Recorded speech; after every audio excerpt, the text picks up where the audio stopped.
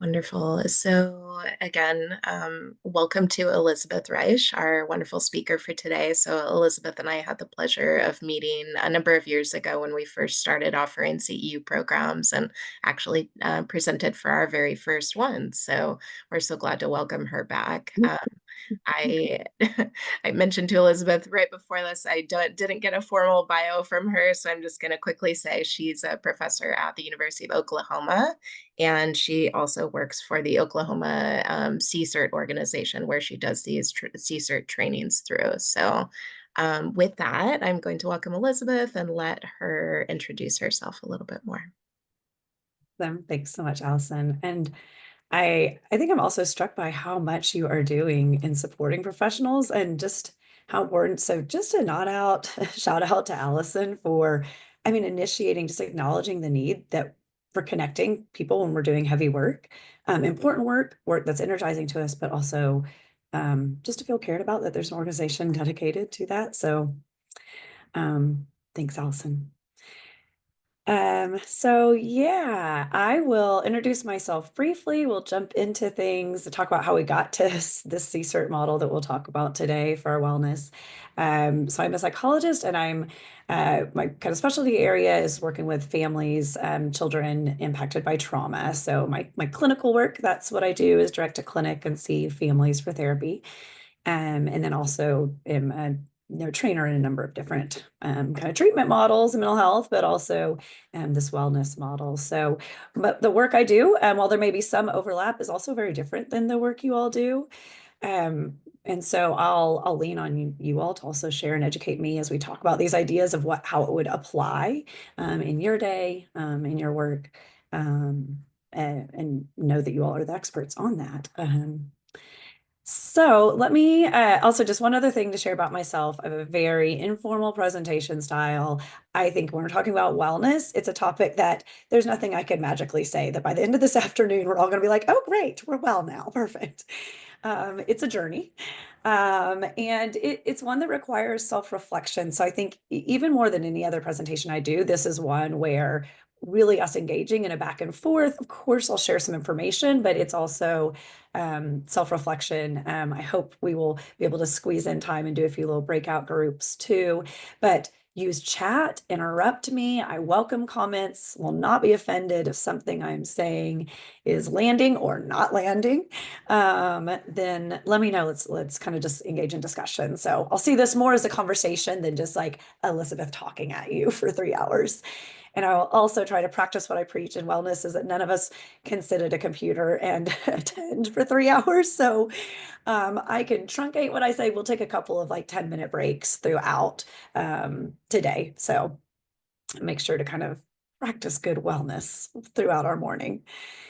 Let me just begin then before I pull up slides, I'll go back and forth. But kind of how we came to this wellness model, I think for any of us who work with other people and helping professions just broadly, whether it's social work or mental health or as a physician or nurse advocate, we know that we got into the work because it was meaningful to us. There was something that called us to do it. And then also, we've probably come to realize you're here today, you signed up for this, that there's also a weight to the work. So it's like both of these things are true. It's meaningful and can be energizing. And it also can at times feel really weighty and heavy and stick with us. Maybe even after we've left that moment that was tough. And so we probably all kind of find along our career journey, if we've been in it for a while, like what kind of things help us.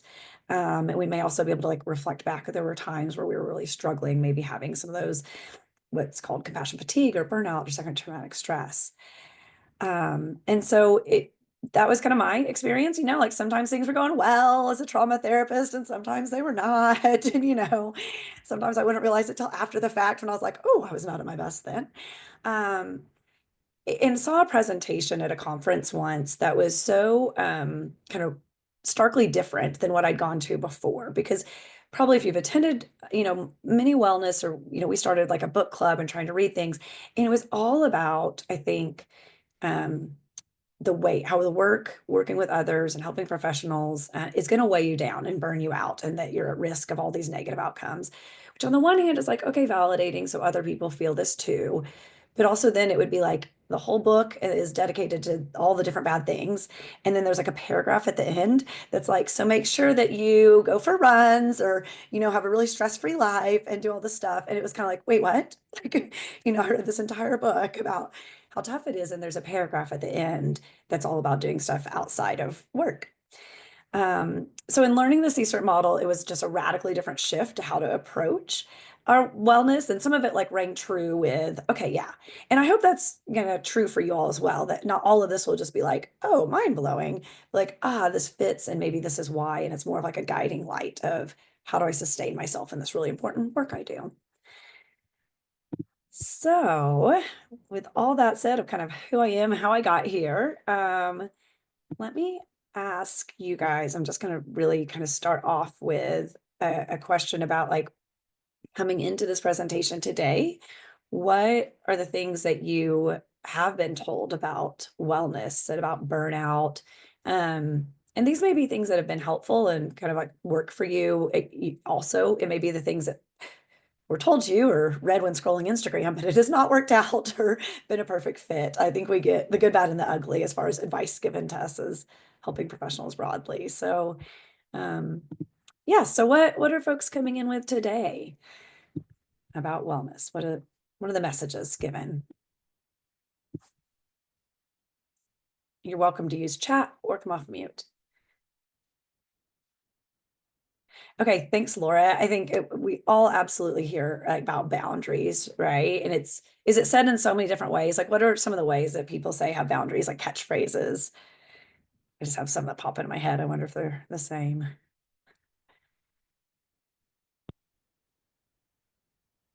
I think I mostly hear people act as if it's easy. Like, just don't take on more than you can. Like, Okay. okay, thanks.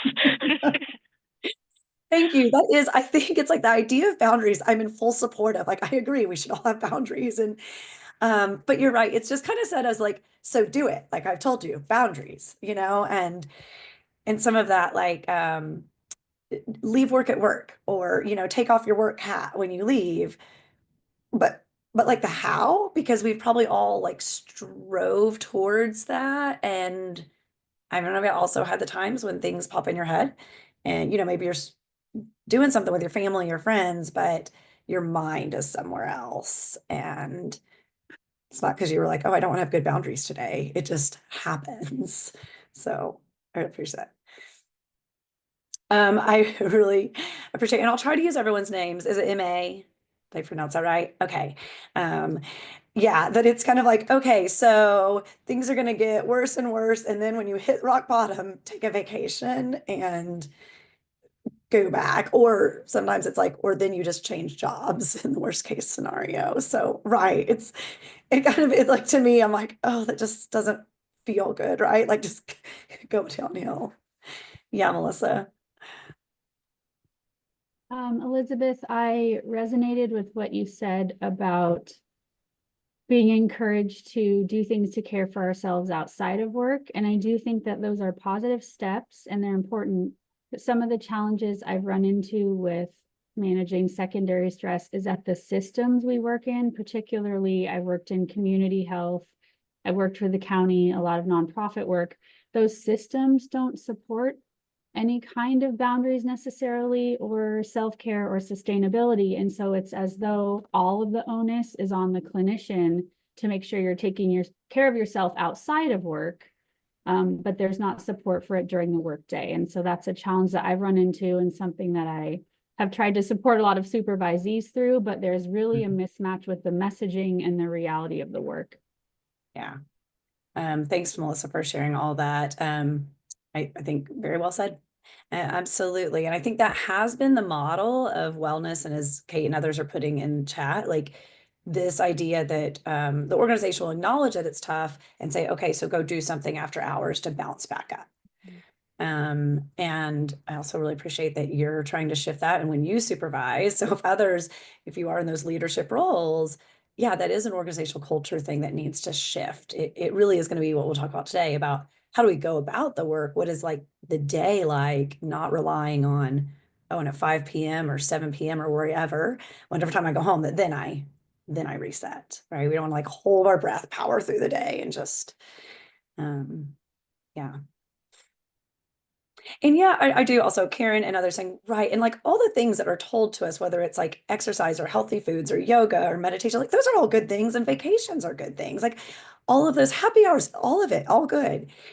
But I think if that had been simply enough, we wouldn't be here where we are today. We're still 50% of people in healthcare professions say they're like teetering around burnout, you know? And so if it had worked for the 50 years that we've studied burnout, then we wouldn't still have that rate. So I think the message is that these are good things, but not enough. It's not going to work to rely on this drain out escape on the weekend mentality. Yeah. Other thoughts that all right, thank you guys for already being willing to share thoughts in mute, or not in mute, in chat and coming off mute. Let me pull up a couple slides. And hopefully everyone, if you don't have for any reason the two handouts, let me know. I can drop those in chat, or also may be able to. So there's one as I get started that is informational. It's kind of like in lieu of having the slides, it's a summary of the information.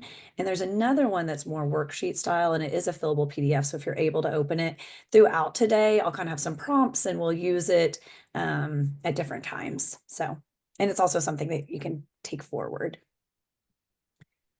All right, so we were just sharing kind of what we're coming in with, and I'm going to highlight just a couple other things I think that we commonly come in with. You all hit on this already, the idea of like, you just kind of go towards burnout. Like burnout's talked about this, like we're like these little matchsticks that we maybe come in really energized on fire into our careers and then slowly burn out until we're this poor little burned up matchstick at the end. Or maybe I think in doing this presentation with a teacher once, she was like, well, this is like, 7 a.m. on Monday, and this is like 9 a.m. on Monday at the end. It's like, okay, so it could happen in any time frame. But this is how burnout's talked about. And I think what MA put in too is that it's kind of talked about as an automatic, like this is going to happen. And so you'll just have to reset at some point. There are a couple of things I just want to like poke a little bit of holes in just to get us to like broaden our thinking about burnout. And it's not this like cumulative downhill slide that we all have, regardless of who we are. I will acknowledge we're all at risk of burnout, absolutely, in any job, that is true. And when do you guys think, when are rates of burnout the highest in people like helping professions? So this is true across like physicians and nurses and mental health and child welfare, social workers. Anyone have ideas if it's kind of early, first year or two, middle career or late career, if you had to make a guess?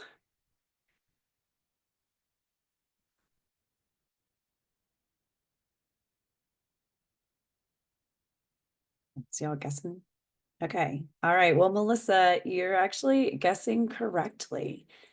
The first 2 years are when people are highest of burnout, which is actually not a match for this image, right? Because we would imagine if burnout was simply cumulative and affected us all equally, it would be later.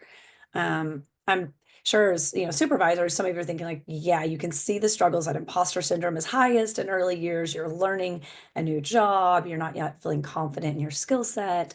Just all the things that make early career challenging. So we actually see burnout affect people differentially, and just across the board, it's highest early.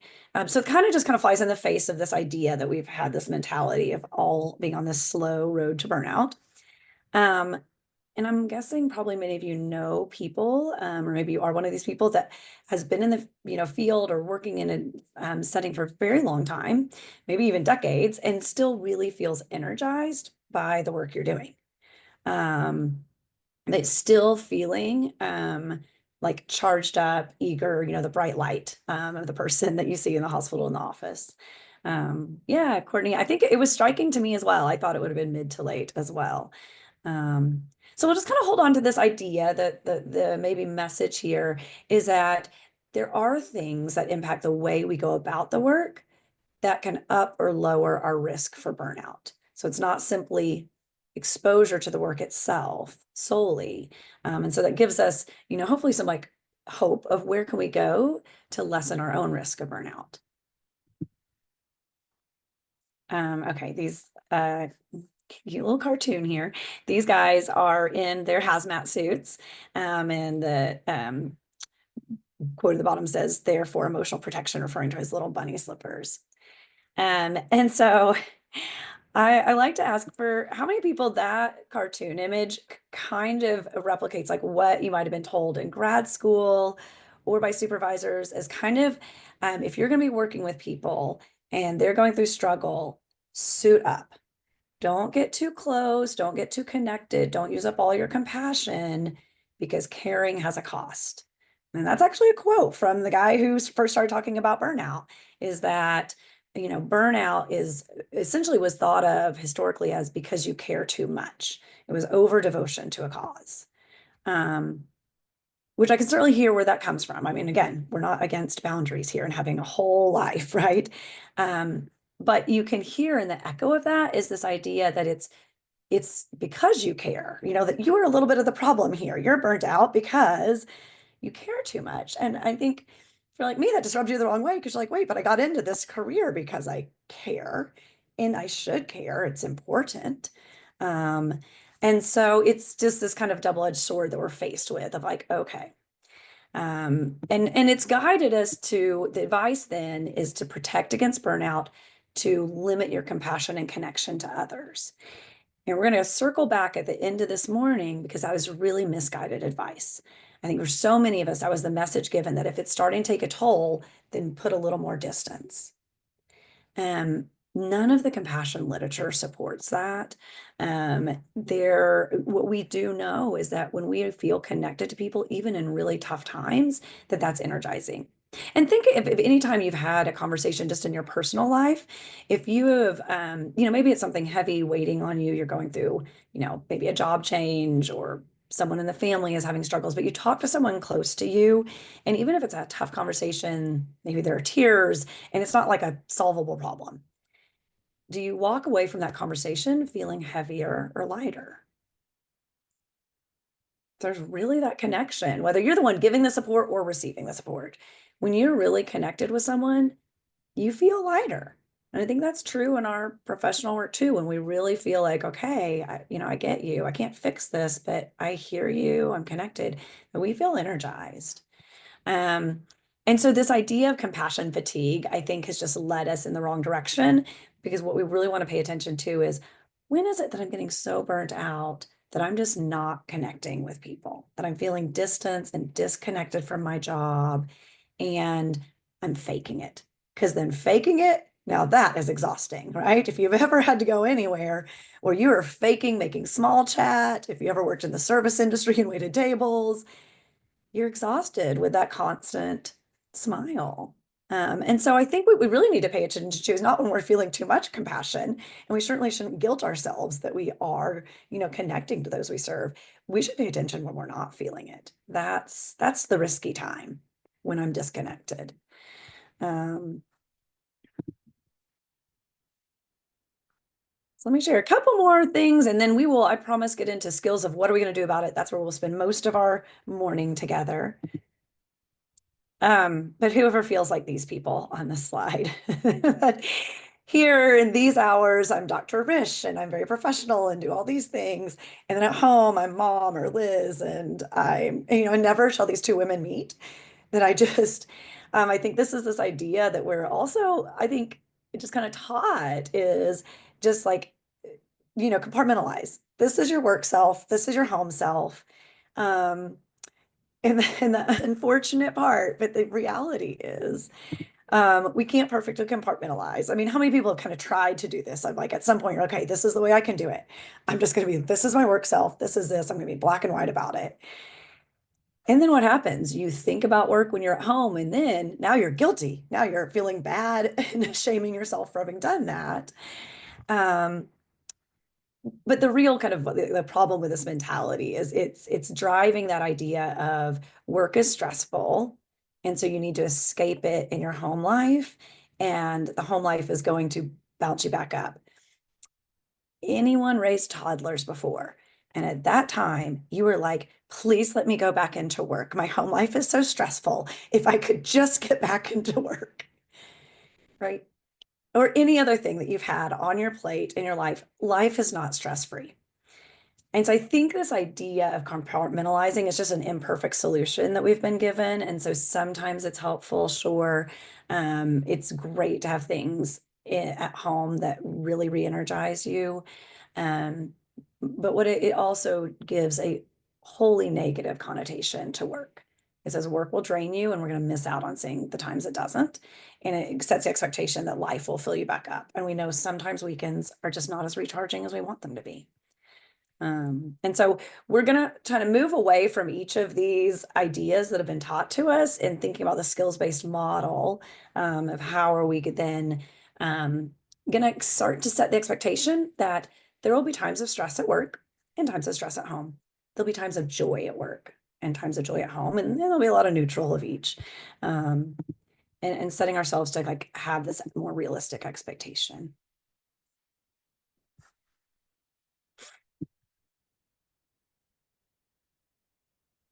Oh, I appreciate that, Melissa. And thank you. I think this is what I would ask for you all as, you know, you are all professionals. What you share in common is that you're working with chronic illness. And so just sharing how that particularly may apply, or there may be some things that you're like, well, how this is not feeling like a good fit in discussion because you guys are the experts in this.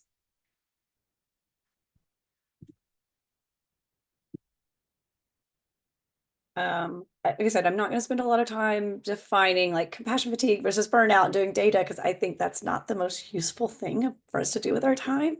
It's about applying it to ourselves. But I do want to just give a quick example of like STS, what we would be looking for talking about. And I think that a helpful way to do this is to actually share a personal, like concrete example, because we do tend to learn best through stories. But also I'm going to try and do it in a way that doesn't slime everyone, because that's another part of becoming trauma informed in organizations, that I can share the emotions that came up for me without telling you all the details and you taking on that too.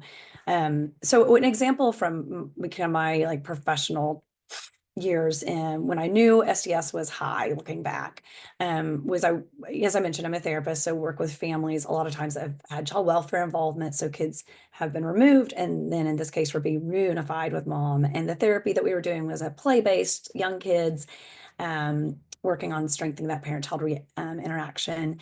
And so they're doing wonderfully in counseling and, you know, are reunifying. Things are going well. But as I'm like walking the family out to the lobby for them to leave, I'm hearing the kiddos just say things like, Mom, we wish you would buy us Legos. Like we got to play in their playroom and all these things. And, you know, I hear mom saying, well, we don't have money for that. And just kind of talking about the kids and, you know, they leave and I go on and see my next client and bebop through the day. But then fast forward to, that weekend and my own kids are young and I'm playing Legos with them. And am I present in that moment having like happiness, joy with my kids? Nope. Um, because really during the day, I was pretty avoidant of my emotions. I mean, I dropped them off and picked up my next client. It was just kind of like going quickly through the day. But what was happening is as I'm sitting there trying to play with my kids, I'm just having these intrusive thoughts, just memory pop in my head of like her kiddos saying we can't afford Legos. Um, and I'm starting to have all these negative thoughts of like, I can't fix poverty. I can't, there's all of these factors that have led to this family being involved, including, I think, bias in our child welfare systems that, you know, impacts who gets removed and who doesn't. And so my brain starts going, does it even matter that I'm doing therapy? What makes a difference when I can't fix these bigger social issues? So feeling negative in my thoughts. And so you can hear like that these are kind of our classic PTSD symptoms coming out in relation to, you know, simply the work that I was doing, just knowing what families are experiencing. And so I think for each of you, you know, on this slide, my ask is just to like pause for a moment and reflect on kind of like where that might be for you right now. Like, you know, do thoughts or images or memories of clients or people you're serving, you know, pop into your head, not when you're trying to think about it, but when you're doing something else, kind of intrusively popping on your mind. Do you find yourself avoiding at other times, avoiding thoughts? You know, any difficulties with like feeling on guard or watchful or fear of your own harm, your own safety, your own health, difficulty sleeping, and just more negative views and emotions about the world. So just kind of doing like a you know, audit, because I wouldn't say that I noticed at the time. This was me looking back and being like, aha, that was going on for me then. Um, because I think one thing that we are going to hear throughout, it'd be like you know, we can all take a drink of coffee. The buzzword of the day when I say it is intentionality. And so being intentional and monitoring ourselves. Where am I in right now? PTSD, or not PTSD, sorry, secondary traumatic stress, STS, can ebb and flow. And one thing that we know is a big predictor of secondary traumatic stress that we want to particularly keep our eye on, because not everyone, you know, just like not everyone who experiences trauma develops PTSD. I'm not all of us who we're all facing trauma and struggle and loss in our work. So we're at risk, but there are key factors that up that risk. And those are when we are feeling overwhelmed, like I don't know what to do here, and helpless. So if I'm saying there's nothing, if the message is when I'm faced with another person suffering, if what's going through my head is there's nothing I can do to help, I don't know what to do, we're much more likely to develop secondary traumatic stress than if we say, I can be here with this person, or, you know, whatever your own words might be, but if you're giving yourself a role and a meaning to what you're doing. So we're going to keep our eye out because we can't change the nature of the jobs. They will present us with the suffering of others. That does make us at risk of STS. But what we can impact is the meaning that we're giving that, the meaning we're giving ourselves. Okay, so like you all mentioned, the solutions so far that have been provided is take a bath, go for a run, do something, escape, brush off the ick, and then you reset. Go to a happy hour. I meant drinks look beautiful, but it hasn't been a good enough solution. And so we're going to try to replace this idea of ourselves. You know, I like visuals. And so instead of thinking myself as a battery slowly draining out, and then I'm resetting or really quickly draining out, we're going to try to replace with maybe this image of thinking of ourselves in our work and in our home life as this whole person. It's our whole day, all of it. And that we're monitoring our energy out and our energy in, and we need to have a balanced system. That there are continually things that are filling us up, and there are things that are draining us. There will be parts of any job that are draining that we can't get rid of. Documentation notes. I mean, I don't know if any of us think they're fun, but do we also have enough things that we can stay in balance? And this is, I will posit that this is the only way for us to stay in our careers without burning out, that it's not about bouncing back, but we have to get at least as much energy from our jobs as we give out. That we've got to find ways to lessen the drain, pull our attention to what is charging us. All right, so I think I'll go quickly through this. I think these are ones that hopefully we've kind of throughout been talking about, that a long-term energizing career is possible. We're going to learn skills to cultivate that. And some of them are probably in line with skills you're already doing, is my guess. Compassion and connection to others are energizing. That there's a reason we choose the work, and it's actually part of who we are. We're not trying to totally compartmentalize. And that connecting to our meaning is going to be protective. We're going to keep our eye on when are we overwhelmed and helpless. That is going to be a key kind of risk factor that should call our attention. And simply that we're going to have to apply these skills during our workday rather than expect self-care to work. But so we'll go into the CSERT model, and I do want to give a shout out not only to Dr. Miller for developing this model. As far as I'm aware, it's the only like comprehensive model for wellness that's out there. And there are many good things written, but a lot of it is more of like taking one piece, and this to me puts it all those pieces together, kind of see where do these things fit. And I also want to give lots of credit, appreciation for colleagues that work with me that help put all the fun quotes and things that you'll see throughout in these slides.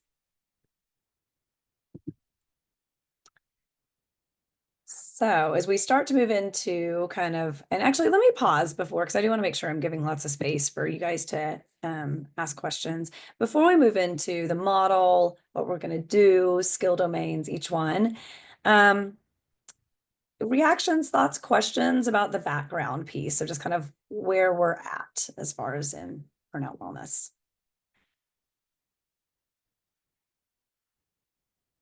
Okay, I just want to make sure you are welcome to interject at any time. All right. Well, then let's move into the more, I think, interesting part is what are we going to do? So acknowledging the risk for secondary traumatic stress and burnout, wanting to stay in these careers because we know they're important. We want to try to keep ourselves in this window of tolerance, this kind of middle range of arousal where we're not too high. You know, too high is when any little thing is going to set me off. I'm just kind of carrying, like gritting my teeth, going through the day. And I'm going to snap at the small little thing that really wasn't that big, right? But we also don't want to get down to this kind of hypo arousal where it's like that numb, like you're kind of going through your day, like, you know, you go in a revolving door and it just spins you around and then spins you out at the end of the day and you're disconnected. Because CSERT as a model, and the acronym stands for Components for Enhancing Career Experience and Reducing Trauma, is an organizational model. So it's both a model that we today will talk about applying these skills for ourselves, that we can, you know, have autonomy, independence, and do that. It's also, for those of you who do wear a supervisor hat, just a nod to, it's also a model for organizations in how do we coach people under us and our staff in using these skills, because it is both. It's a both and. We can have skills and organizations have a responsibility to provide an environment that is sustainable. So all of the skills will serve getting us back into this middle range when we're out. And so it's either like a calm, engaged state when we're doing our work, or I like to say, or tolerably discomfortable or tolerable discomfort. I mean, because there are times when it is tough and we're kind of like activated, but not where we're in a panic, fight, flight, freeze. There's kind of a difference there in how high we are. The good news, each of these skills are acquirable. They will support one another as we learn them. We'll talk about one skill domain. It'll probably bring up questions because as we go to the next one, that's going to support our use of those first skills. And again, intentional oversight. So it's how do we monitor how we're doing throughout the day, knowing when we need to kind of breathe in, accept the weight of what we're doing, when are things we can let go, and kind of continually readjust. So I will go through each skill domain, just briefly what it is, and then what we'll do the rest of our time is dive into each one, and we'll have a self-reflection and kind of set intentionality for each one. So the first skill domain is feeling all the feels. Now you can see they each have two names, just to give the context. Dr. Miller is a psychologist. This was originally developed for trauma therapists. And every field has all their jargon. So experiential engagement is a little psychobabble-ish. And since a lot of the trainings are mixed audiences, not all mental health, with his permission, of course, have also given a more of a broad audience name to each of these. So feeling the feels, as I'll refer to it today, is really about how do I notice and allow my emotions that come up in real time during the day, not holding my breath, powering through. So the car ride home is when it's like I'm washed over with this wave, or they pop up when I'm not trying to think about it. So it's really avoiding avoidance during the day. Now, if that like raised red flags for anyone, they're like, oh no, I don't want to feel those feelings.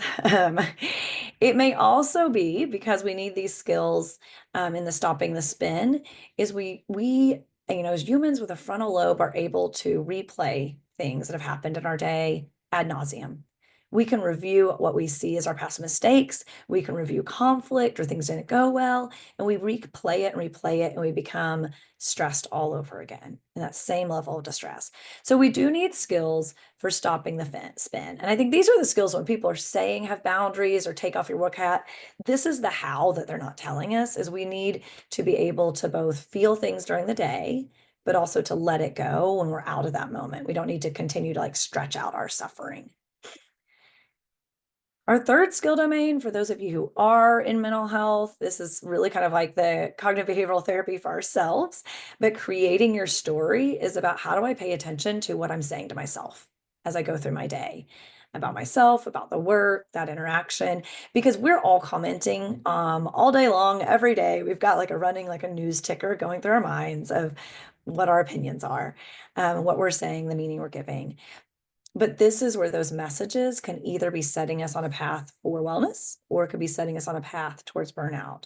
So we want to become a conscious narrator. We want to be paying attention to what we're saying to ourselves in these difficult times. Our fourth skill domain that we'll go through is finding joy. We'll talk a little bit more depth about that topic of compassion and connection. And how do we, this part you'll start to hearing like echoes from the first three domains. It's kind of putting it all together. And so how are we essentially, if we want to have that kind of continuous loop of energy, that infinity symbol, how do we lessen the things that are draining? What are some skills for that and attending to that? So kind of keeping that in balance. And then our final last thing we'll spend probably the smallest amount of time on, the reset and recover. But this is where all those self-care skills will come in, and also maybe making it a little bit more bite-sized to happen like throughout the day rather than just thinking as it like some like 2-week vacation, in Aspen, bubble baths, all the things, making it more doable. So that's our goal, to go through each of these. And what I might ask is, okay, I think I mentioned all of this. As we go into the first one, you may have handy that Working on Wellness handout, because we'll kind of start to use that now. And we will do a no shame, no blame self-audit at the beginning of each skill domain. We know that simply by monitoring ourselves when we set goals, we actually do better towards those goals. So this is an intervention in itself. So in this skill domain, I know we haven't even talked about what it is much yet, but go ahead and I think we can still do this. The anchors on this scale, you'll rate yourself of where you think you are currently. Red is I often avoid feelings or situations that cause me stress or discomfort. Kind of the middle range is I'm sometimes aware of feelings that arise during the day, but tend to push back uncomfortable feelings. And then on the green scale, I'm open and willing to experience discomfort, anxiety, sadness, other negative emotions that arise during my day. So just for yourself for a moment, no shame, no blame, just kind of where you might rate yourself right now in that willingness to feel emotions. And you may make a mark or note where that is for you. All right. And then if you've still got that handout out, we're going to do something together.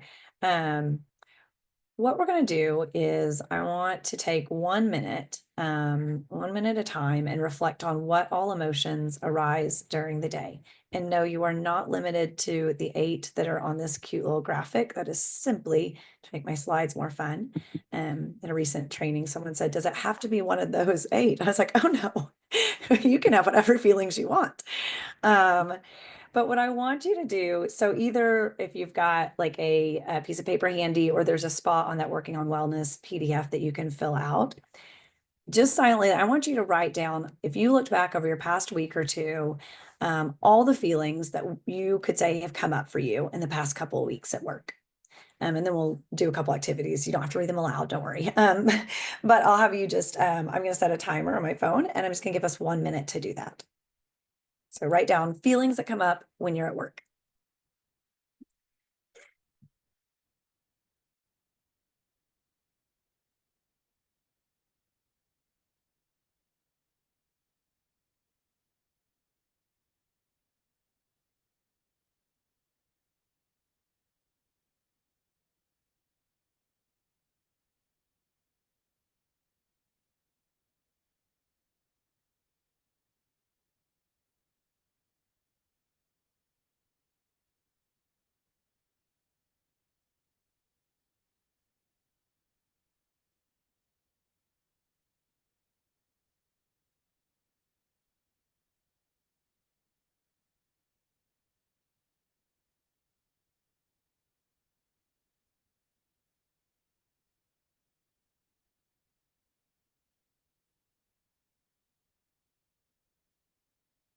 Okay.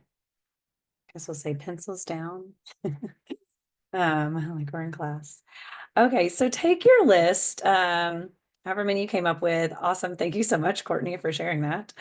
Um, love a feelings wheel. Take a minute and look at your list and first just notice a couple things. So just look at your list and one, just notice how easy of a task was that to do?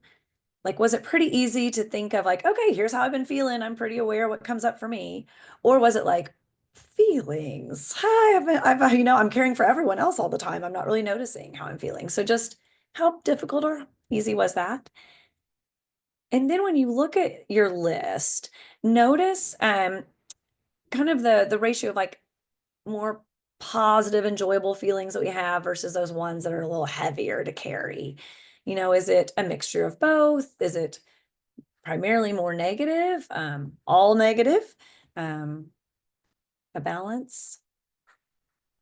And I don't know if anyone's willing to share kind of what that, as you look at your own list, kind of what you noticed, any insights there of what feelings are coming up through the day.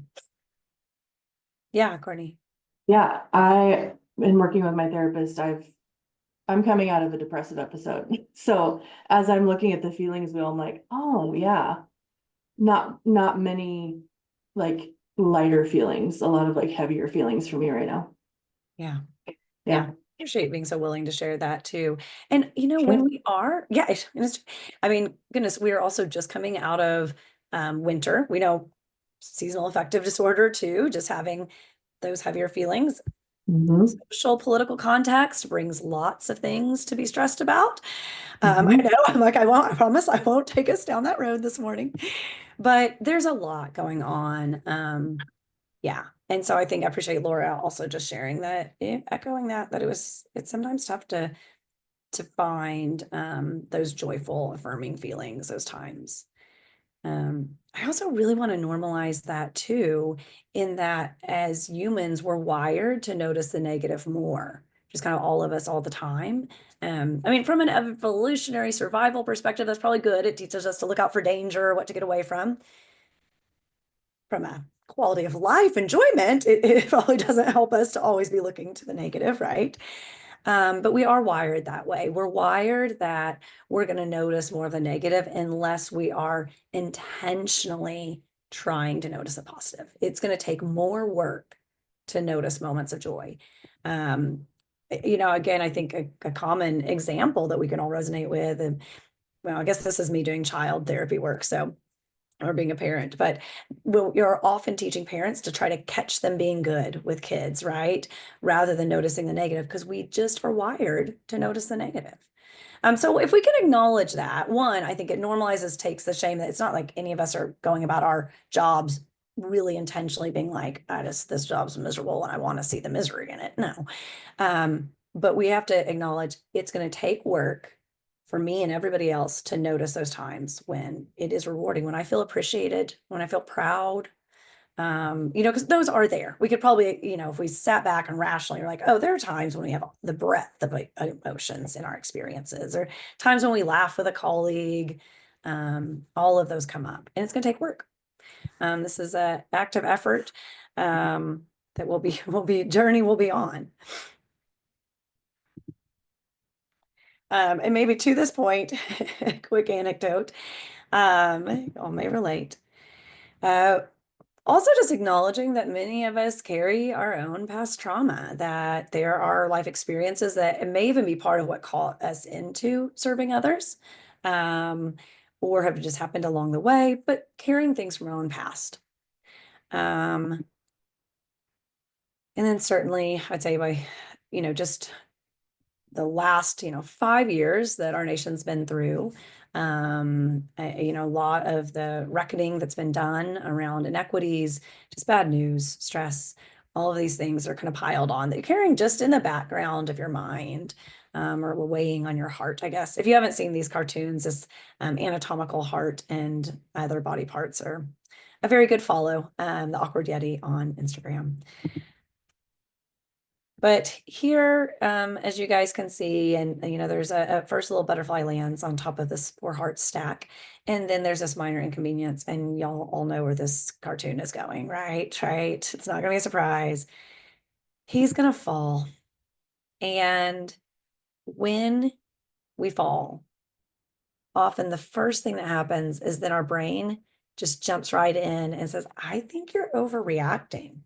Why are you upset about this one little thing? Why did this part of your day set you off, right? Kind of ignoring everything else that's been being carried. Um, I had a recent experience where I was getting ready to go out of town for some trainings and just had been, when we're really busy and not noticing, I feel like, okay, got to get everything crammed into a shorter work week to go and travel and just go, go, go. My mother-in-law was also staying with me for a month, so just layer that in. Um, but I'm at this place where sometimes, maybe it's being type A, but when things get busy, I'm not stopping and noticing how I'm feeling. I'm just like, we got to get everything done. So we got to go, go, go, go, go. And then it's the night before I'm leaving. We're going to eat dinner as a family. And my teenager is just making faces, getting the other one mad. And this is minor things, mind you. Teenagers and kids are all, this is my life. I just lose it. I lose it. And I'm like, you're ruining dinner, and I, of course, become the problem. But what happened? Was it the fact that teenagers making faces? No. It's that I hadn't had any, like, when you've got that shaken up soda bottle, it's just going to explode. I hadn't been having any release throughout the week. I hadn't noticed how I was feeling. I told myself I was too busy to do anything. And so if we bottle everything up, we will explode. We've got to start to be the people who like let it out a little bit at a time. We're not trying to just like keep the lid on a boiling pot. It's going to boil over. We're going to explode. And I think those apply. Again, I gave some both, personal examples because we're whole life people. It's never just that only the work stress is keeping us at a boil, but it's everything together. And where is that level all together?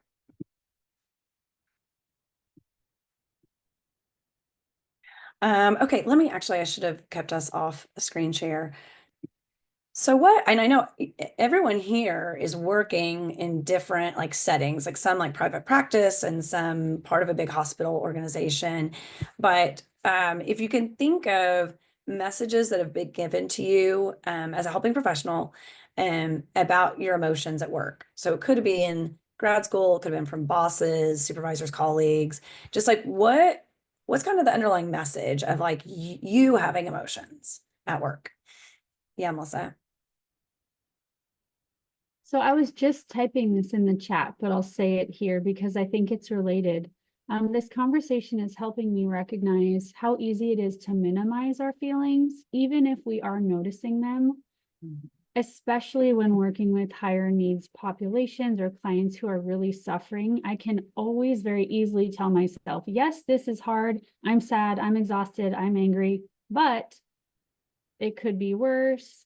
I just met with someone who fill in the blank. And so I minimize my own experience and then sort of avoid feeling the feelings and acknowledging my own struggle. Yeah. Thanks. I saw almost a universal head nod. So I appreciate you coming off mute and sharing that. Yep. It is that when we work with others who are suffering, we are so likely to invalidate and just have exactly the words that came out of your mouth, like, but it could be worse. I shouldn't be feeling bad. I'm not the one. XYZ, fill in the blank, right? Yeah, Joanna. I think that there's often a gendered component to this in our society about women are emotional and that's out of control and unprofessional and it's not rational thinking and all of these things, rather than emotions are the core of who we are and they're very informative and we can work with them, and if we're ignoring them, that's a problem. So again, I think there's a very gendered component to this idea, sort of a trope that like having emotions is somehow makes you hysterical and out of control and unprofessional or something. Mm-hmm. Yeah, absolutely. Our culture is going to define how we express emotions, and then also the cultural context of where we work is like, do we have the privilege to express emotions, or no? Is that going to be interpreted as we're not good at our jobs? Yeah. And I just appreciate, yes, the gender that comes in, race comes in, that how we express emotions is going to be defined, and how people see us is going to be defined by who we are. Absolutely. And even messages from well-intended colleagues. I've had, that if I was showing emotion, someone would be like, well, do we need to transfer that case off your caseload? When something really sad is happening, I think it's okay that I also am sad. It's not necessarily a sign that I can't handle this, right? But I think that is what it's been interpreted as. Like, if you have emotion, then you're doing something wrong.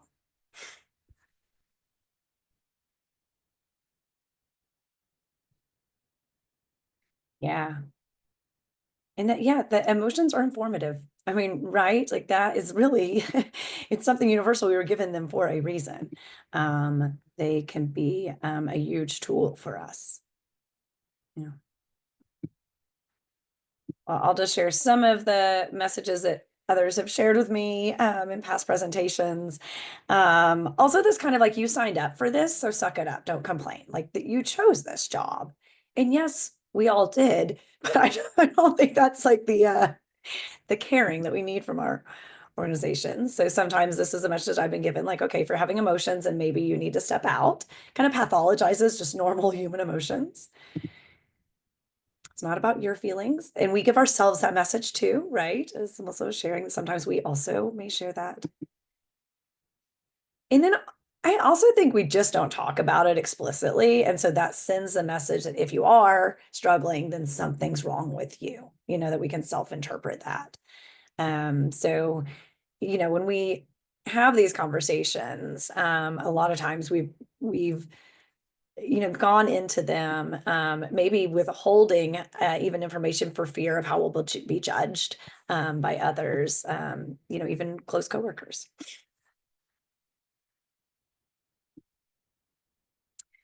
All right. You know what? Why don't we're at a perfect spot for breaks. I'm going to pull up a video, and I want you guys to get some movement in. Okay, and I realize we're 2 hours time difference, so it's 10:02 your time, right? Let's come back at 10:10. So it'll take about 8 minutes. Just get water, move around, pet your dog, whatever you want to do. You can turn camera off, and we'll come back and get started in 8 minutes.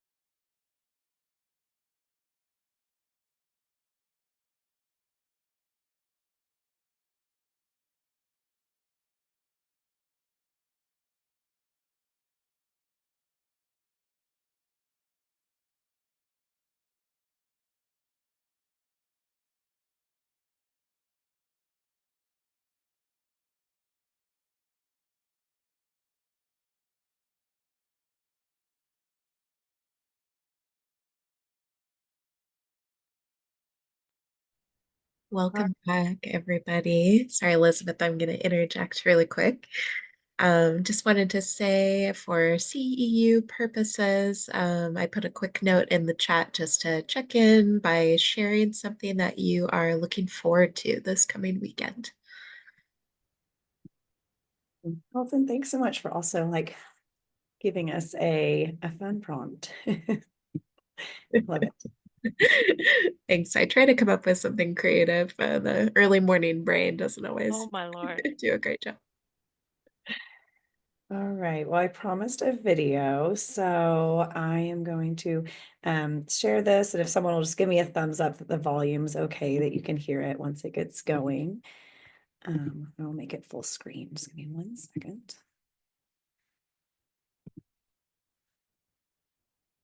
Story of human motivation. Humans are motivated equally in 2 directions. To move away from things we don't want and to move towards things we do want. And this is a jolly good idea. It's a particularly good idea for things happening in the external world. But then humans invented language, and we developed words for things, including things happening in our internal world, like thoughts and emotions. And then we applied the same rule. Being clever, we classified difficult feelings like anxiety, doubt and uncertainty as things to move away from, and emotions like happiness, excitement and relief as things to move towards. This makes intuitive sense. But applying the away and towards rule to our internal world leads to problems.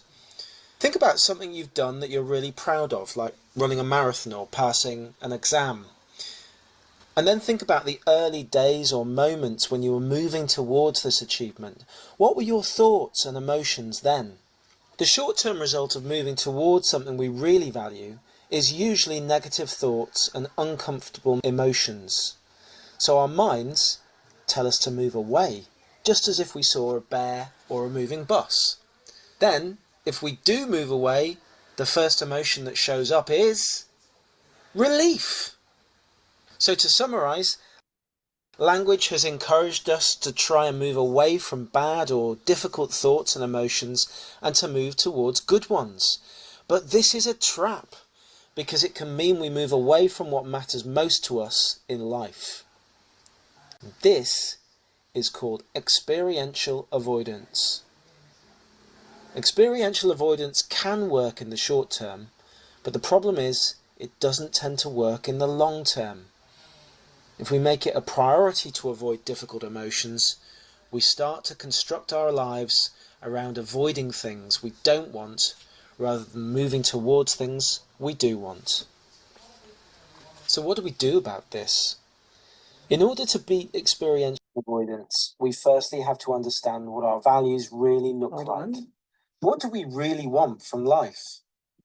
Then we need to help people to build their willingness here to experience these difficult thoughts and emotions in order to keep moving towards here. I can't find my screen. We can't have love without fear of rejection. Okay. Sorry about that. I try to just cut that video off where it ends our point, but okay. Got the background noise under control. Let me pause before I go forward with slides and connecting to that. How did that land with folks? Like, what could you think of times in your own life, personal or professional, where that felt true, that moving towards this like value or goal of yours or something you wanted in the early stages, it leads to some discomfort, like uncertainty, anxiety, like, will I be able to do this? Can I, all that kind of self-doubt. Yeah. I think for many of us, I'll chat real quick. Okay, thanks. That's a perfect example. Anytime, there's something like, oh, I don't want to do this. I've got this dread. And then we do it, we have a good time, right? And the negative emotions are actually in the leading up to the doing the thing, right? Yeah, I appreciate that. That's a perfect example.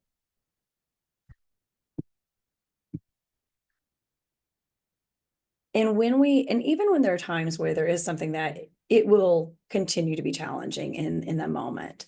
Yeah, no, Courtney, appreciate, right? That there are so many times where it's like, oh, I don't do that. We'll talk about this as we move into the kind of creating your story, what we're saying to ourselves more. But I know that every morning when I'm laying in my bed, I'm dreading going into whatever it is I'm supposed to do that day. Almost 100% of the time. And I really have to cultivate this, like, you're going to feel fine once you get there.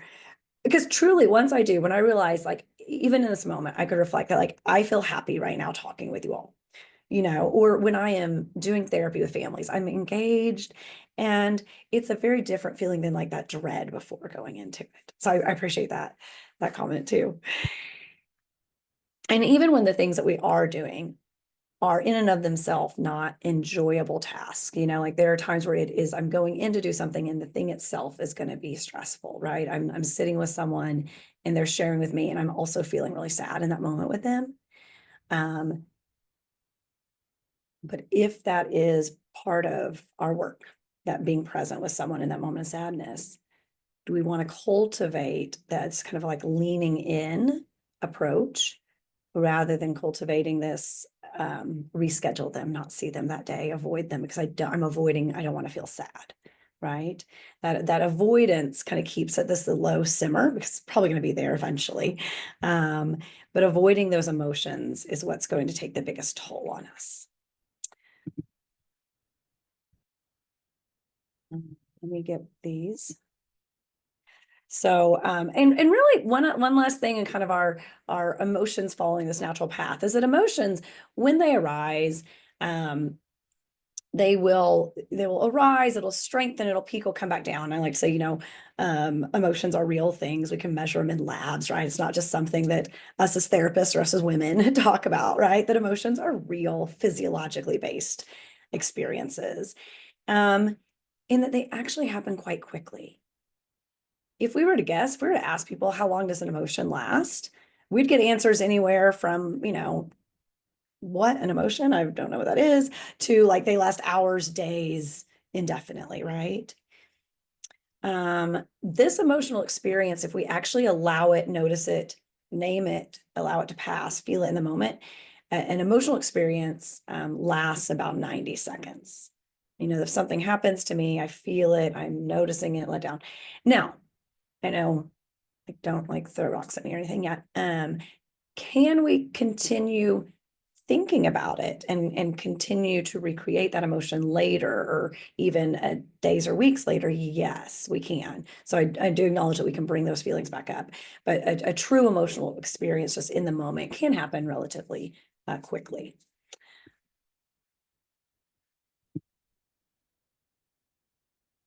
All right. We don't put too much of the research. I'm going to share a research article if you want to read more about this whole model later, but I do want to share a couple different studies throughout this morning.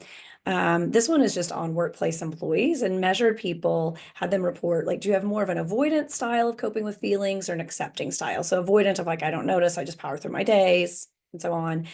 Accepting being like, yeah, sometimes I notice stress comes up. I might take a breath or, eat lunch or do something. So just kind of like, do you tend to avoid them or feel them during the day? And then they looked at these outcome measures. And lo and behold, folks who said, nope, I am not going to feel things during the day, reported higher level of some of these negative feelings, higher rates of burnout. And then those who had a willingness to feel their feelings during the day reported these more positive work outcomes and personal like wellness outcomes. I think that quote that we've probably all heard before of like, if you can't have it, you will, like fits here. That if you can't have it, if you're like, nope, I'm not going to feel, those emotions are still there. The events happen that brought them up. And so they're simmering inside us. And that's kind of what leads to that like little heart falling out or my anecdote of a busy week and then exploding about a silly thing. That these emotions are there. We have work that will bring up heavy emotions by the definition of it. That won't change. What changes is what we do with those emotions. So the case that we're going to make here and within the CSART model, the skills will support this, is that avoidance is going to put us most at risk of secondary traumatic stress. And so we are trying to move away from avoidance and that it's not emotions that are harmful. That emotions, when we are engaged, we're doing hard work, even if that brings up that is highest. And so when our demands, when we're doing something that we feel is really challenging, but we're really in it, I mean, who feels good in that moment? You're like, okay, right? Because there are definitely easier jobs you could choose. And so we are going to move towards this like lean in approach mentality towards our emotions. So this is I think what I just summarized, that, emotions are themselves not traumatizing. They do not bring up secondary trauma. It's when we're telling ourselves we believe that when we have these emotions and others having the emotions, that we're overwhelmed or helpless in that situation, that our role is not valuable. That's what we're going to pay attention to. Okay, so quick, oh no, it gave it away. Okay, well, it was not supposed to show the picture, but now y'all know the answer. Okay, I was going to ask you what age range are the experts at feeling all the feels right in the moment. So spoiled, but it's our toddlers, right? Like a toddler, the moment before they get the birthday cupcake is so distressed, but then the moment it passes, no more distress, right? It passed, it's over. Now, we can't all act like toddlers in our jobs, but what we can take away is that toddlers, because they don't have that developed frontal lobe yet, keep their emotions in the moment. They feel them right in the moment. And when the moment passes, he's not later on thinking, gosh, what a jerk taking so long to hand me that cupcake. Hours later, he's not thinking and ruminating on, ugh, lazy dad. No. So we are going to try to cultivate this spirit of keeping emotions in the moment and allowing them when they happen. Maybe our face just won't look quite as distressed when we're upset at our boss or whatever. we can feel our feelings without fully expressing it in that moment. So these are going to be our skills we're going to move towards: setting the intention, enhancing wellness. I'll go into each of these: noticing and allowing. So the first goal is, if we're buying what we're selling, and the kind of what the data supports, what messages need to change, is that we will be best served by approaching our work purposefully, intentionally going into our day saying, I'm going to notice and allow the feelings that arise. And because we're busy, and even if we set that intention, we might also fall off and not do it. We need to come up with a plan of how is that going to be our deliberate practice. How are we going to remind ourselves? Who are our kind of like, just like how you have like fitness accountability buddies, who is your emotional accountability buddy? That when you're sharing about something that stressed you, they don't just talk about the work issue. It's also like, how are you feeling with that? How's that sitting with you? And that really reflecting on the emotions that come up for you. So you may have visual reminders. This little screenshot of a sticky note on my office computer. Almost everyone has those smartwatches now. You can have reminders built in, but in what way would you start to notice throughout your day what's coming up instead of waiting until you go home? And it may be creating some kind of visual or alarm or something to cue you as you create this habit to notice the emotions that come up. I had a colleague who, when she was doing therapy, she would, as she finished the session and the client left and she walked out the door, she was like, walking out the door was always my like cue to be like, name the emotions that came up for you that last hour.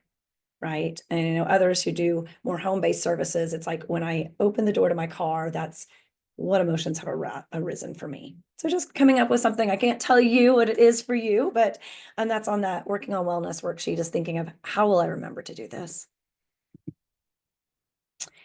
And essentially you are answering this question: what am I going to do with the pain and discomfort that arises from doing this work?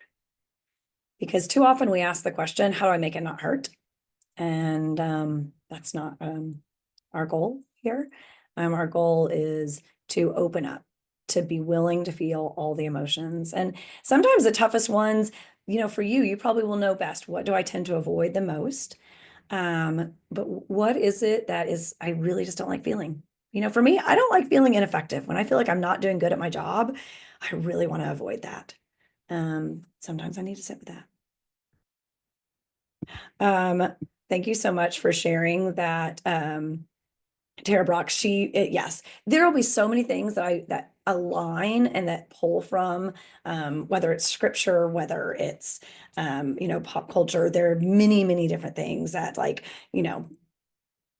feed into and align with some of these things we'll talk about. So.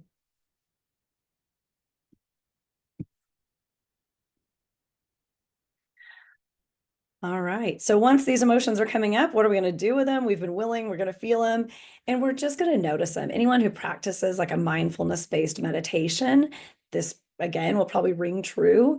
It's engaging with our feelings, allowing us to notice them, knowing that they will rise and pass. I'm getting curious about the physical experience of the emotion, naming the emotion. And I love this little guy. He says, treat emotions like visitors who are just passing through. So maybe visualizing like clouds passing through a sky, a leaf floating down a river. But as we can do that, we step a little bit away from the emotion that we're having the experience, but we ourselves are not the emotion. We're not defined by the emotion. And that's really kind of continuing on this next skill is we're allowing it. We're not fighting against it. We're not jumping into it. And I love the like metaphor of treating our emotions like a child sitting by a campfire. That you're holding your hands out, warming them, being curious, allowing like that whole sensory experience of the fire of your emotions. And knowing that he doesn't have to react right away. He doesn't have to douse it with fire. He doesn't have to run from it. He can just sit and be present with that fire. And sometimes that's the non-reactive approach that we want to take to our own emotions, is just allowing it, not judging or shaming or trying to stamp it out. And Susan David, another psychologist, says emotions are data, not directives, right? They are tools. They're telling us something. And we can notice and allow them and then decide what we're going to do about it. What message did we learn from that experience? All right, Jim Valvano, y'all are maybe familiar with him. He also had a chronic illness and spoke a lot. This is a quote from, I think, the last speech he gave. He said, if you laugh, you think, and you cry, that's a full day. That's a heck of a day. You do that 7 days a week, you're going to have something special. I think it's like we really can't choose to only have the good feelings. We've got to open up and be willing to have our hearts broken, and be willing to know that that's part of the job and that we're doing it for a reason. There's a meaning of why we're sitting with the emotions, for ourselves and for others. So I am realizing I have, we're not going to have time to do this small group activity. There's one other that I'm going to try and make sure we get time for. So what I might encourage you all to do, this is one of the questions on the worksheet, there are kind of intentionality goals in each domain.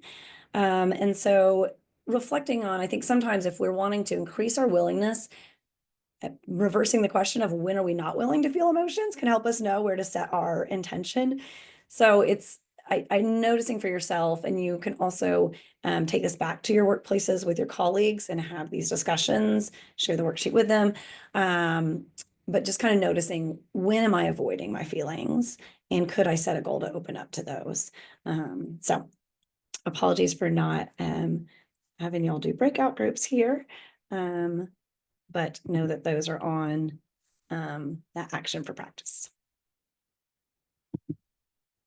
All right, I'm going to keep us moving right into our second skill domain, which is decreasing rumination or stopping the spin.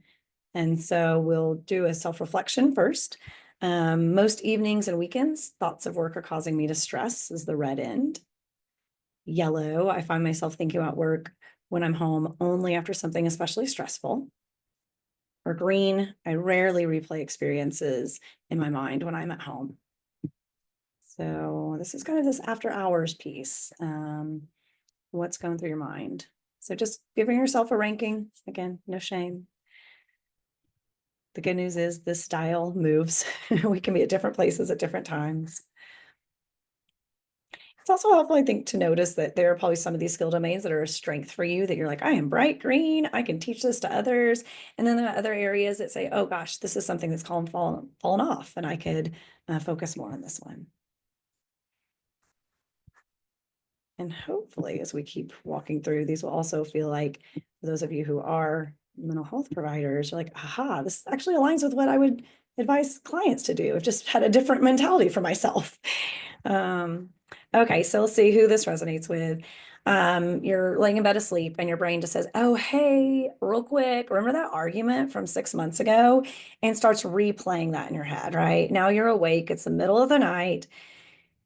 You're like looking at the clock, it's like, okay, if I fall asleep now, 5 hours of sleep. If I fall asleep now, 4 hours of sleep. And then your brain's like, oh man, you're just gonna look real tired in the morning. You're not gonna be good at your job. So hello, welcome to rumination. Some of you have probably tried and true. Rumination is a well-known but unwelcome friend that visits, and others maybe less so. But we'll do a little scale to rate ourselves in a bit. But rumination is something that gets in the way of those boundaries that everyone is telling us to have, right? It's like, okay, take off your work hat. But then when thoughts are popping in our head and it's replaying in our car ride or different times, that's when we're like, oh, wait, I'm not supposed to be thinking about work. But your brain's bringing it back, right? So we're going to talk about some skills for this rumination piece. And like I mentioned, each skill set goes hand in hand.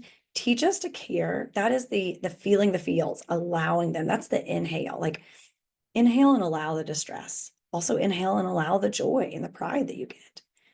But we also need to be able to exhale and let out and let go. So it's not literally meaning not care, but what we mean is we need to be able to hold the suffering, and we also need to let it go when we're out of that moment and doing other things. These are going to support one another. Feeling the emotions during the moment is going to let us be more able to let it go. So just quickly defining what rumination is, although I've seen this term more often kind of in the social medias, but it's essentially when we replay events or future concerns over and over in our heads and kind of in a slow, just like replaying, recycling the thought. And essentially what happens is our brain is replaying this and connected to our emotion center, and we are flooding ourselves with all the stress hormones that we had in that previous event. So our bodies are responding as if we were there then. We can do this about, often it's like self-focused. So it's things that I think I didn't do well in this, or someone else should have done something different. If it's other focused, they should have done that. But we're replaying these things that don't go well, and we're just stretching out our stress. So not only was it stressful in the moment, but now here we are feeling it all over again, awash in this like stress hormones. And the more we get in this cycle, if you've been in it before, you know, your thoughts tend to get more negative as your body gets more stressed, and we can just spiral downhill when we're in this kind of rumination cycle. Wait, I'm problem solving. If you're like me, that might be something that you argued back to yourself when you were ruminating late at night. It was like, oh, wait, I'm just, you know, trying to figure out how to address this, you know, conflict at work or whatever it is. So we're not problem solving. I'll show a little table that really differentiates, but rumination is not helpful. We've really got to move away from it. It reduces our problem solving ability. And so if we think about the difference between these two, when we're ruminating, it's really focused on the negative emotion that was brought up for us, versus problem solving is looking like, what's the solution? Where am I trying to get to? And over time, when we're ruminating, we start feeling worse and worse. Problem solving, when you kind of like, even if you can't fix the problem right then, once you know what you're going to do about something, there's an ease, right? You feel more calm, like it's like, okay, exhale. And so when you find your mind spinning out, we're going to ask these questions to kind of determine, is it ruminating or problem solving? You know, is there action I need to take, or am I just rewatching this scene? And is my mood and anxiety, is it getting better or worse? You know, if we're getting worse and we're not coming to a solution, we're just replaying negativity, and we need skills to stop that process. Rumination is going to get us more at risk of burnout and secondary traumatic stress. Adam Grant, I just like this quote of his. He says, the point of reviewing your mistakes isn't to shame your past self. It's to educate your future self. Rumination is recycling old thoughts about what went wrong, whereas reflection, or AKA problem solving, is looking for new sights on how to do better. You can't undo last year. You can improve this one. All right, so let me ask you guys, if you aren't paying attention, ask yourself this, where is your brain going? And if you could think of a time when you're just kind of zoned out, maybe, on your couch, wherever you are, and if you're zoned out, where's your brain go? And if you're like the majority of the people, womp womp, the bad news, it's not going to good places. Unfortunately, our brains have a default network. Our brains have, it's like they're kind of screensaver mode when we're not focused on what we're doing. And this is kind of our mind at rest. We just kind of spin out thinking of, when I'm not focused on a conversation or something I'm doing, a task, cooking, whatever, I'm going to thinking of all the problems. Now, I do want to caveat, this is not 100% of the time, right? There are times that our brain's at rest and we might have these like creative or light bulb moments, or, just envisioning the more kind of fantastical creative mind. But it's about 2/3 of the time our brain goes to these more negative past or future. So this is important to know because this tells us when we're at risk of ruminating about our work. It's when our mind is at rest, when we're mind wandering. And so we need to pay attention to, when is this happening? When am I likely to ruminate? And then we'll have some skills for what we do about it. So while our emotions can rise and fall relatively quickly, thoughts can regenerate indefinitely. We could replay and stay upset for as long as we want. We can still think back about things from 10 years ago and feel upset. And sometimes our brain likes to torture us that way. So we need skills for stopping the thoughts. And this is what we'll do, that intention to let go, noticing, labeling, focused engagement, social conversations, and a plan. So I'll go into each of these. Do I have any Ted Lasso fans? I love it. Okay, if not, if you didn't raise your hand, then you're welcome. This will be your new favorite binge show. So it's great. But pulled this from it. Ted Lasso, he's a soccer coach in the UK. And it just kind of embodies these skills we're talking about. Probably why I love it so much. But there was a player, Sam, who had, just some stuff going on his mind, stressed, not playing well. And this is what Ted says. You know what the happiest animal on earth is? It's a goldfish. You know why? Got a 10-second memory. Be a goldfish, Sam. So kind of tell him, like, hey, when you go back out there to play the second half of this game, just go out there. Don't carry all that weight. Go be present in that existing moment.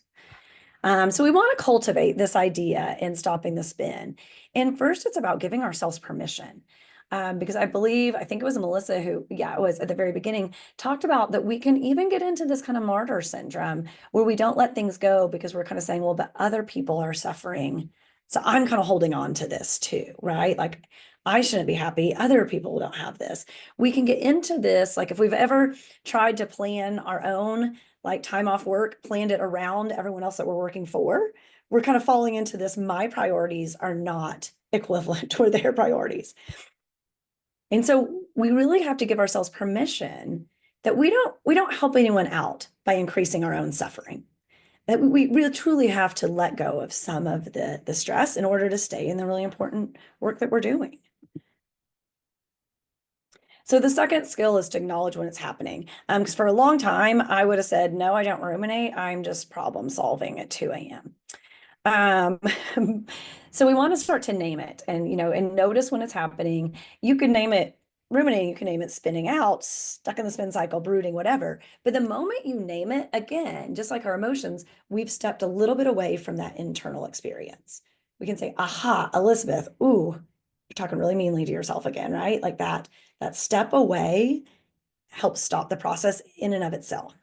So let's do a couple things this morning, just kind of in real time. So we're making good use of y'all's time to identify when we might ruminate, how high our risk is. So the next two slides, what I want you to do is number, hopefully you got a paper or you can pull up a Word document, and just number 1, 2, 3, 4, 5, 6. And then we're going to write down the number answer you choose for each one. And then we'll kind of score ourselves. So on number one, when I'm doing things that allow my mind to wander, such as driving, cleaning, trying to fall asleep, I think about stressful situations from my job. So if that's never, put one, rarely two, sometimes three, often four, all the time five. So just write the number of your answer next to number one. Number two, I find it difficult to relax because stressful thoughts about work seem to come into my mind even more when I'm still.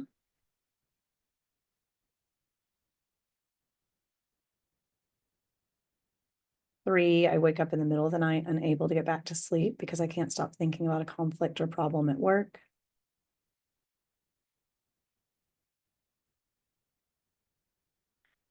Four, when I think about difficult clients, my thoughts are likely to go to rehashing the event that upset me, defining a concrete solution, or how upset I feel.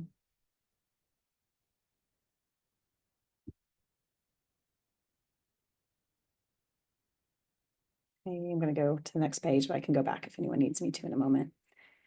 Number five, you're going to choose either A or B. It's probably not perfect, but just which one fits best.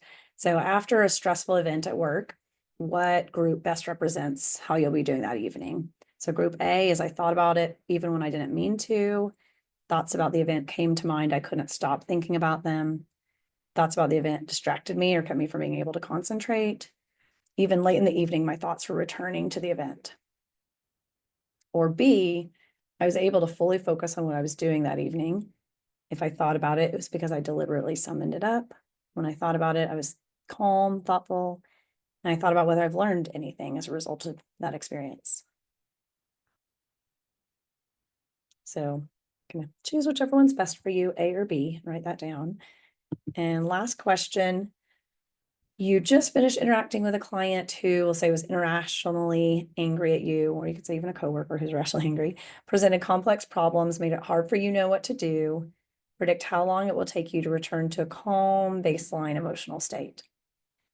One, less than an hour, less than 4 hours, rest of the day could last more than a day.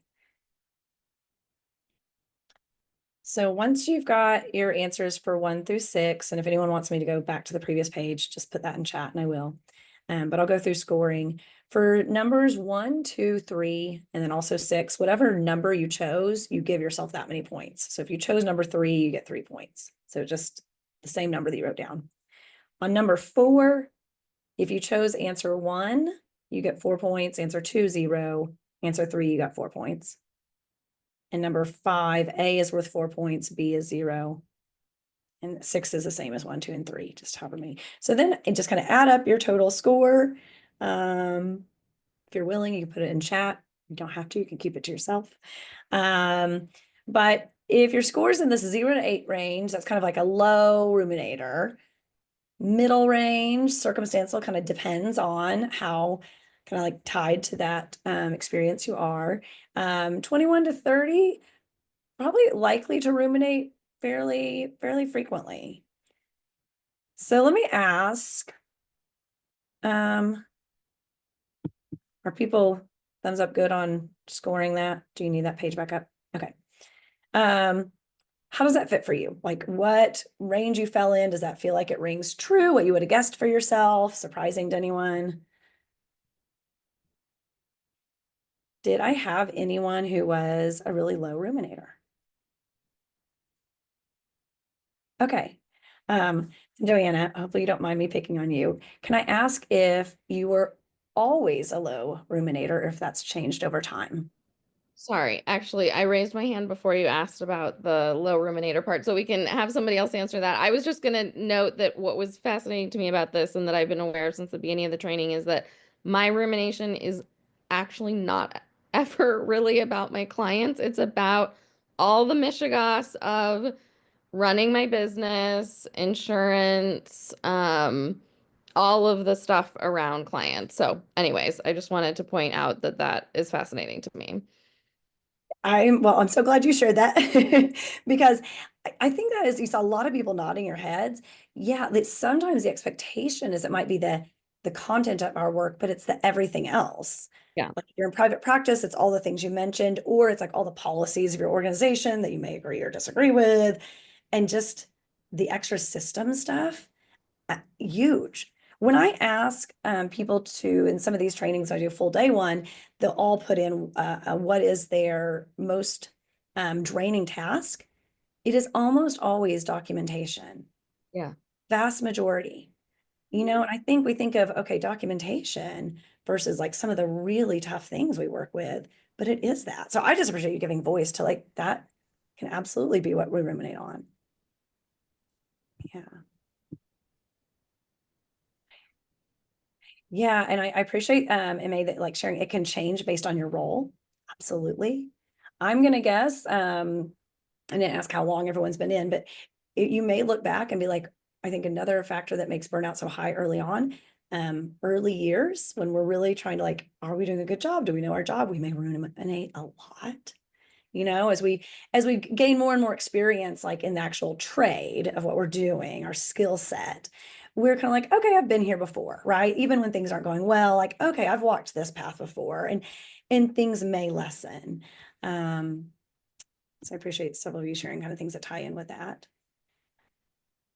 Also, who your score might have been different if it would have been all questions about home or family life. Like you might have been higher, might have been lower, right? We can ruminate all different things. My kids call me out because sometimes if I'm ruminating in the car, I'll talk out loud.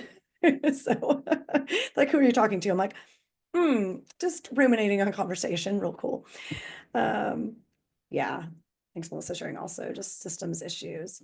So regardless of, what the content of our rumination is, we're stressful when we're trying to figure it out. You're working on insurance, you're on the phone, doing those things. But then also you could be laying in bed awake, ruminating, stressing about it, right? Too. So the skills are going to hopefully apply both, if it's the skill that we're doing or it's all the other stuff, the systems stuff. Yeah, Melissa, so that scale, and Brian Miller calls it Brian Miller's non-validated but good enough scale of rumination. It's not like a psychological test. It is in his book that I'll share at the end. And I think it absolutely fits for work or not work. And again, sometimes in longer trainings, I'll have people fill it out for both, but you can kind of envision, had I answered it, would my scale be differently? Because yeah, I think mine ebbs and flows and where my ruminations lie. So kind of each just got some insights of, where am I on this scale? And then also we're going to next move into, so when would you find yourself ruminating? And now this example has all things of like times of day, but we'll broaden it out. It can also be about certain topics. It may be about those feelings that you don't want to feel. But when would you guys say, when would you catch yourself? What would be a time that you might be ruminating?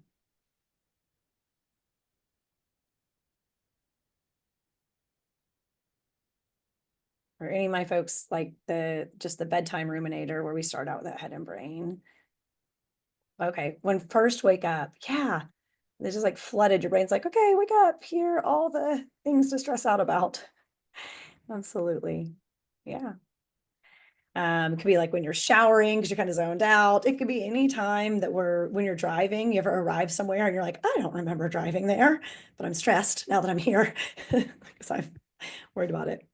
Okay, so like a lot of, early morning ruminating. We're going to talk about those car rides into work here in a minute in our next skill domain. So, all right. So then it can also be when you're doom scrolling, right? Like you think you're looking at your phone, but really you're just spinning out and reading things and then lost in thought.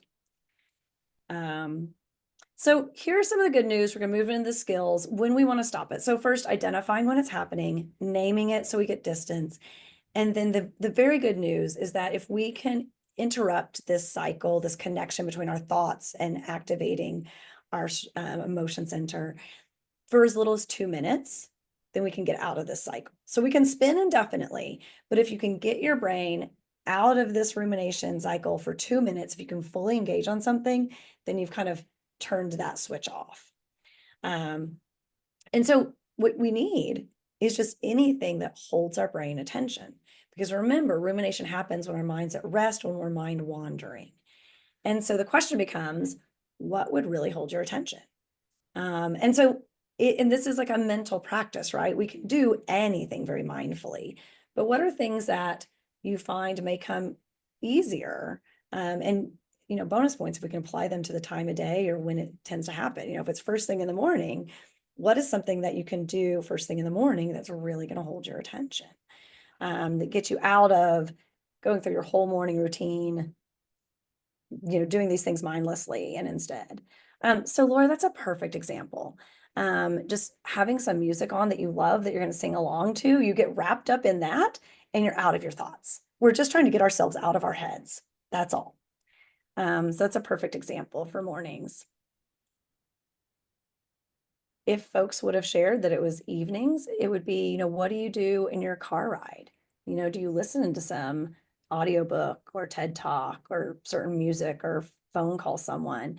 What do you do in your car to hold your attention? Yeah.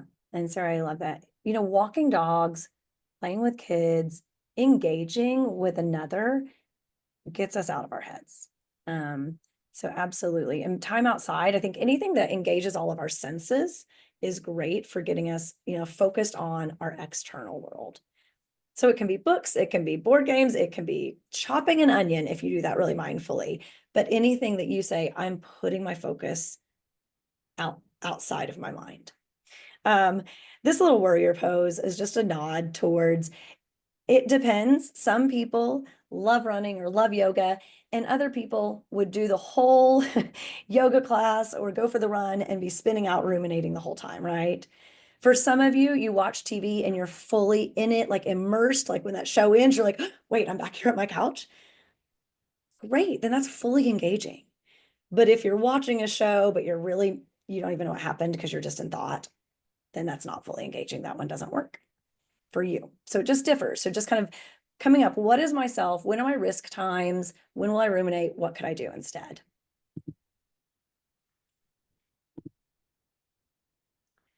Conversation, even the sound of another human voice activates the vagal nerve, has a calming impact on us. If nothing else, can you call somebody up, say hello, how was your day? If you're in the office, in the hospital, can you walk by, make a loop, fill up your water bottle and talk to a few people? It will get you out of your head. And it doesn't mean you have to talk about whatever you're ruminating about. In fact, you probably don't need to. You probably just engage about other things. So last but not least, we do need a skill for those really stuck ruminations, like when you're trying to go to sleep and you just can't get out of your head. Planning, mental activity of planning helps with reducing rumination. This is probably, if anyone's done any kind of therapy for like sleep hygiene, this comes in because rumination is so often what interrupts sleep. And so this comes from what we know in therapy is helpful for sleep. But if you're lying in bed awake, it's about coming up with a plan of how you address that in the future, not at 2 a.m. But you will have to go back through and repeatedly remind yourself because that rumination may still try and come back, right? And we can't go, garden or call all our friends and family at 2 a.m. and they wouldn't like us very much. And so we have to have something that's more of a mental activity. Could be a meditation or sound, but needing something strong. So this is just a simple example.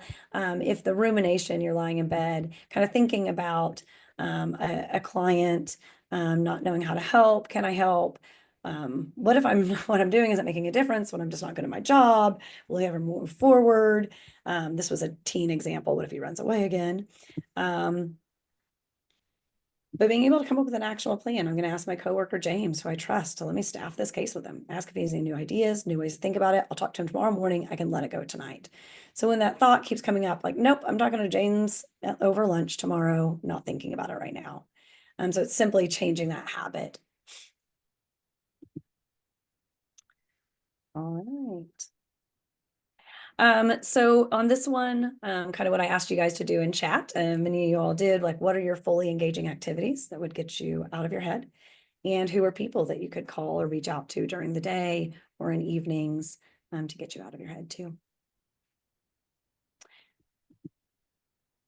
All right, we've made it all the way to our third skill domain. Let's see, we are about at time for needing another break. So why don't we Why don't we pause here before I start that one and do a quick break? I want us to get at least 5 minutes, so come back about 1 o'clock. Well, 11 o'clock your time. Is that good? Okay. All right. We'll come back in about 6 minutes, 5 or 6.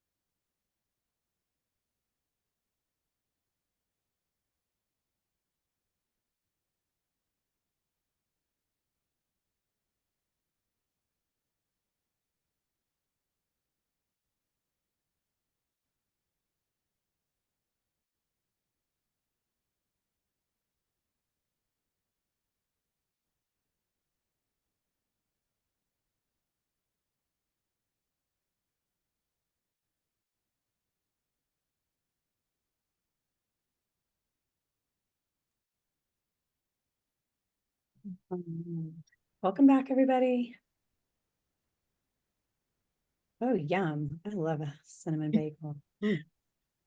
For those of you who haven't seen it, I put a quick prompt in the chat to, as you're checking back in, let us know what you had for breakfast this morning.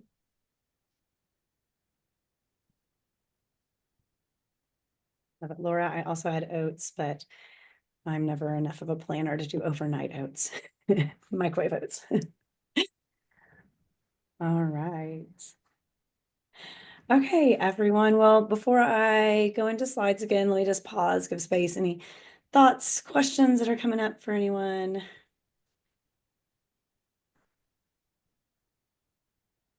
Okay. Well, I'll keep us going. We'll move into this third, creating your story skill domain.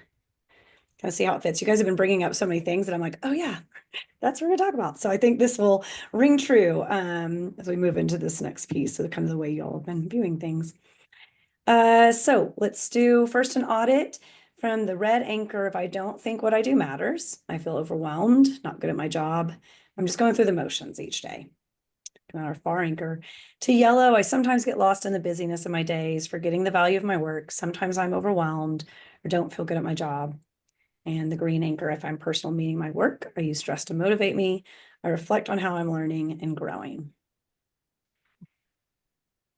Thinking, what are these thoughts going through our head? And we'll talk about the power of our thinking. So just a quick thought experiment. So let's say, if after work today, I go and go for a hike and then, woods around the neighborhood, and in Oklahoma, we've got coyotes. I don't know about PNW if you guys do too, but coyotes are definitely out and around. And let's say that on my walk, I'm getting close to home, but I see this guy on the trail, quite a bit back, but I'm going to pick up my pace, right? And then let's say I'm kind of getting a little bit noticing that he's starting to trail me. And so I'm picking up my pace. I'm going to sprint home, right? I'm going to race through that front door. I'm going to come in like, whew, I don't race very much. So it's going to be a thing. So I race in, I run in from this just like feels like life or death experience. And let's say my husband says, hey, how was your hike? How am I going to feel? We're like, oh my gosh, I've got to tell you everything. You would not believe what just happened to me, right? Like we would immediately want to like put our experience into words. Like we are wired to process through language. And so when something intense happens, we immediately want to share and tell someone about it. There's maybe not always wanting, maybe that's a strong word, but there's this feeling of relief when we can share our experiences. If I would just walk in and be like, oh, fine, I would feel uncomfortable, right? However, I would venture to guess we all have intense experiences in our work days at times. And also, fine might be the answer that we give when people ask, how was your day? Fine, it's fine, right? And we'll talk about, there are a lot of reasons for that. I want to validate that sometimes we don't want to open a can of worms. But what we're going to talk about in the skill domain is how do we ensure that we have our own language for what we believe the meaning of our day is. Dr. Maya Angelou, she has 7 memoirs. So I really think she speaks, kind of lives this quote. There's no greater agony than bearing an untold story inside you. That there is something healing about putting our experiences to words. This has been demonstrated in thousands of studies at this point. I mean, those of us in the mental health field know that like talk therapy, narrative therapy is how we process past traumas, past stressors. But even way, way back, like this was, a newer area because it's part of like any evidence-based treatment now is paying attention to our stories and our thoughts.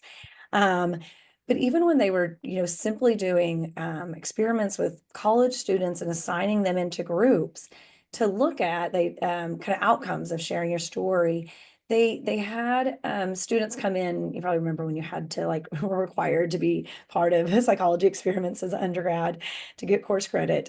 And they would have half the students come in and for 3 times over about a week write about what their most stressful experience was.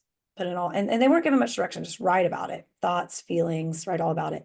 And then for others, they just had them do some writing experience that was like, write how to make a PB&J sandwich. So they wrote, but not about anything meaningful. And then, I mean, the fascinating thing is they followed, the University Health Center records, and they could demonstrate that even simply by writing 3 times as part of a study about stressful experiences, that those students in that group had fewer illnesses, fewer like appointments, and had better health outcomes. And so I think it's fascinating. I think we all kind of grasp this idea that we know talking about things is helpful, but just even on this physiological level, that we know this like mind-body connection is so powerful and so important. And so we're going to capitalize on that in sustaining our own careers, protecting against burnout. So what is the story about our work? Because if we don't, if we don't intentionally tell a story after these intense experiences, we stay in fight or flight. And we can be giving ourselves some really negative messages. But I will, a quick aside to note, this is not just to think happy thoughts. We are going to hopefully pass this test of 3. We're not going to be like this little puppy dog as the house is burning down saying it's fine. We're not going to silver lining everything that we do. There is stress. So when we're thinking about what are our career sustaining narratives, is it true? Does it provide meaning? Is it sustainable? Do I believe this? We have a lot of quotes. It's this component on words. So a lot of authors coming in here.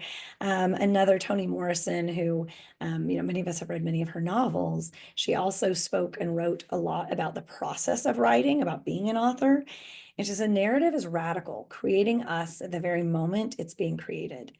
In a moment, I'm going to share some data from research studies, again, showing that there are physical outcomes that are defined by the way we are viewing stress, the way that the messages that we're saying to ourselves. And this is, extremely important to tend to. So we've kind of acknowledged, early on I shared, we've all got this running dialogue at all times, and we'll talk about this in 3 parts. So we want to become conscious of what are we saying before an intense experience. And that may be on a big level, that's zooming out, that's before we even came into this career, before we've stayed in this career. Why? Why do we do this? Why do we choose this work? And it's also on the little level of like, why am I going into this day? Why am I attending this training? Why am I attending this meeting? Why am I seeing this patient? So the before, the during, when I'm in intense moments, what's going through my head? And finally, the meaning making that we do afterwards. This may be with supervisors. This may be on our own. This may be with a loved one. But what are we saying? Aha, this has happened. I'm out of it. What am I saying about myself since that experience? Okay, so we'll go into the antecedent narrative first. I'll take, in case anyone does not like syringes, I'll take that off. But I'm going to tell you a quick anecdote. But I won't spend too much time on it because we've already kind of hit on the before, the dread we can have going into something. So I was taking 2 very different personality children to go get a vaccine. And one, my oldest, when I said, okay, we're on our way to go get this vaccine, starts falling out. Just, this is going to be terrible. Why are you taking me? I hate this. This is worst, painful, on and on. Through the car ride, through walking, I'm having to make sure we don't get hit by a car because like he's literally physically falling out, on and on, making himself and everyone miserable, right? And I almost forgot to even ask my other son because he's making such a scene of the distress that I'm about to put on his poor self. Other son says, I said, okay, oh, hey, Finn, sorry, how are you feeling about going to get a shot? His response, oh, I don't know, it's been a long time since I got a shot, so I don't really remember what it feels like. I guess I'm just curious to see what it's like. Who is more willing to have those experiences, right? Child A is fighting tooth and nail. And we can all say that he had a lot more discomfort, right? Than my younger son, who was like, okay. And both of them are going to have the same amount of pain from a pinprick, right? We all know what that feeling is. It's uncomfortable. But we can create much more suffering by those messages that we are telling ourselves. So we're going to get really intentional about what are they. And right now we'll talk about before we go in. So this is like on the zoomed out before we go into each day, or zoomed in is it before we go into each day. So Matt's actually my first, oh, sorry, one other slide before I ask you all a question. I did allude to that there are lots of reasons why we don't share our stories. So let me ask, when you are, out doing your grocery shopping or anytime you're in public, you're on a plane and someone asks what you do, what do folks say?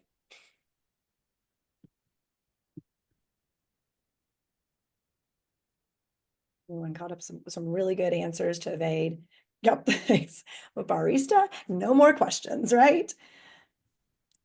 Because what happens if you said what you really do? What kind of responses do you guys get? I mean, just real quickly, I was on an airplane and I told someone that I'm a therapist, and then I was trapped sitting next to them for like 4 hours while they told me about the dynamics of their family. And I'm like, I'm just trying to go visit a friend. You're not even paying my fee. What are we doing? So that's why I tell people I'm a barista. I can talk about coffee all day long.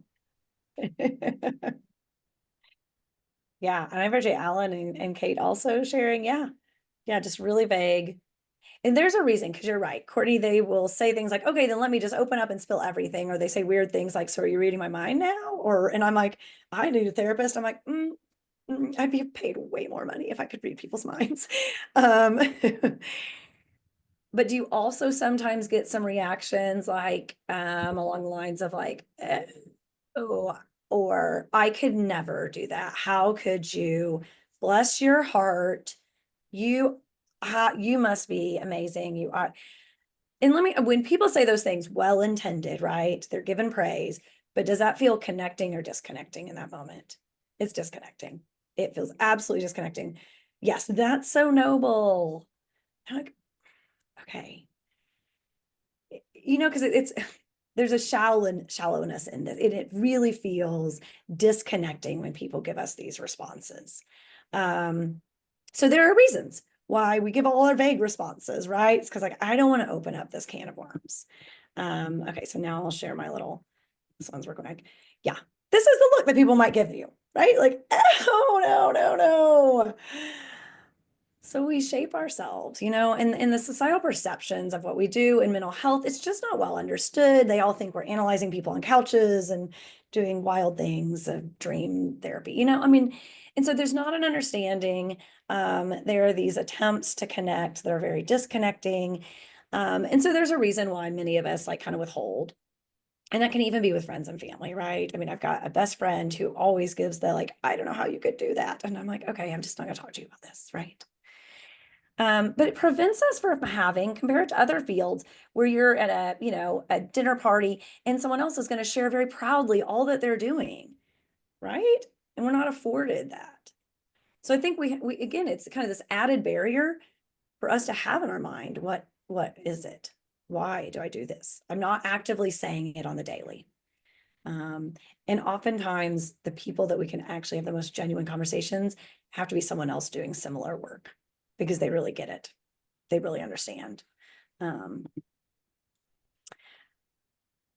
So let's think about what is going through your head on your drive into work.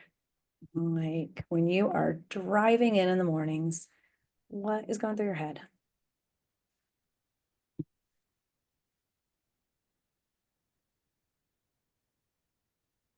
And maybe what emotions is it bringing up? We can be driving in with a thought of, oh my gosh, I've got so much on my plate today. I have to do and get this done from yesterday. All true. Yeah, all true. And we're starting filling ourselves with a dread. Our ride is feeling miserable, right? And that's different. I know sometimes people are, so I appreciate Courtney sharing that that's kind of the tone it takes for you. Same. When we say we each have strengths and weaknesses, this domain we're talking about, I have to really work, because if I left to my own devices, I'm just driving in being like, but we can also say, okay, I've got this, and it's a different tone in our brain of like more action oriented, like a to-do list. So I don't want to say like having a to-do list is a bad thing, of course not. But it's really about how are we starting to feel. Others may be doing some other skill domain. Maybe you're listening to music, decreasing rumination. Maybe you're on a phone call with someone. So you can be doing lots of things that are activating, but you can also be setting yourself up with some messages that give meaning and empowerment to yourself in your day, or we can be setting ourselves up to be feeling pretty dreadful about our day. All right. So we've got what's going through our mind. We may be this person. And let's talk a little bit about what might we learn from Olympic athletes. So Olympic athletes oftentimes have, or anyone that's in like a professional, like competitive level, may have a sports psychologist, someone that works with them on utilizing this expectancy valence finding to optimize performance. And so prior to going into racing that race or hitting that ball, or I'll insert all the sports analogies, I'm not a sports person. Before going into that, athletes are coached to visualize themselves at their prime performance. Picture yourself doing your best. Picture yourself crossing the finish line first. And spend time really visualizing that, knowing that our expectations do shape and dictate what we will find. When I expect to find a miserable day, I am more likely to find that, right? If we expect to find ourselves being effective in our day, we're more likely to walk away from that day saying, yeah, I did some good things. So we want to start to cultivate a valence that is, again, it's still got past that 3. We're not going to sugarcoat it. I'm not going to walk into my day seeing a bunch of therapy clients saying, you know what, no one's going to be suicidal today. Everyone's going to have done all their therapy homework and they'll show up ready to go and we will conquer the world together. Unrealistic. I'll be wildly disappointed when I get in that day, right? But I can have something that doesn't fill me with dread and is realistic. I can say, you know what, I'm going to meet people where they're at. I bet I'll have some clients who came in. I'll probably have some clients that don't show today. I'm going to be there and I'm going to bring my, my A game to whatever is the day. I certainly do not intend this slide as a put words in your mouth. This is simply things that from other trainings, kind of quotes I've pulled from folks. Is like, what is that before your day? Like, what is it that you're setting yourself up for?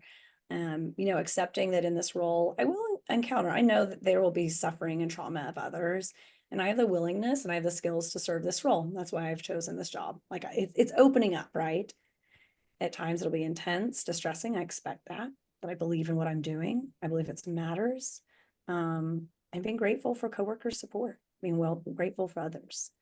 So again, all of these, they don't dismiss some of the heaviness or the frustrating parts of the job, but also knowing that there's a reason. There's a reason that if I'm catching up on documentation, I'm doing this because it's part of the really fun, exciting work I get to do. We're not going to try and say that it is the exciting part. So what we will do, gosh, okay, this is where I wanted to do a small group. I'm going to try and do this. I'm going to give us 5 minutes, at least to take 5 minutes, because I think it can be really connecting and powerful to share. So I'll just put us in groups of 3. And, oh, it looks like, I don't know if I have permission to do breakout rooms. Allison, are you able to? I'll tell you while we figure this out, the logistics. In your group of 3, to simply take a couple minutes and share, and I'll give you a couple choices. Share the why you came into this job, or share the why you stayed in it, why you found it's meaningful and why it matters to you. Or you can share a specific experience, in the past that really like embodied, this is why I do it. Like this thing was like, yeah, that's it. This reminds me. So you can share any of those, just your why you do it, why you've stayed in it, a moment that really embodies the meaning that you get from the work. Does it allow us to do breakout groups? Yeah, it does actually. I don't know why it won't let you do it, but I can do it. So, Okay, thank you. yeah, so I will create 4 rooms, and one room will have 4 people instead of 3. Okay, and I know it'll be quick, but maybe try to let everybody at least share something. And then we'll come back together. Okay, thanks. Here we go.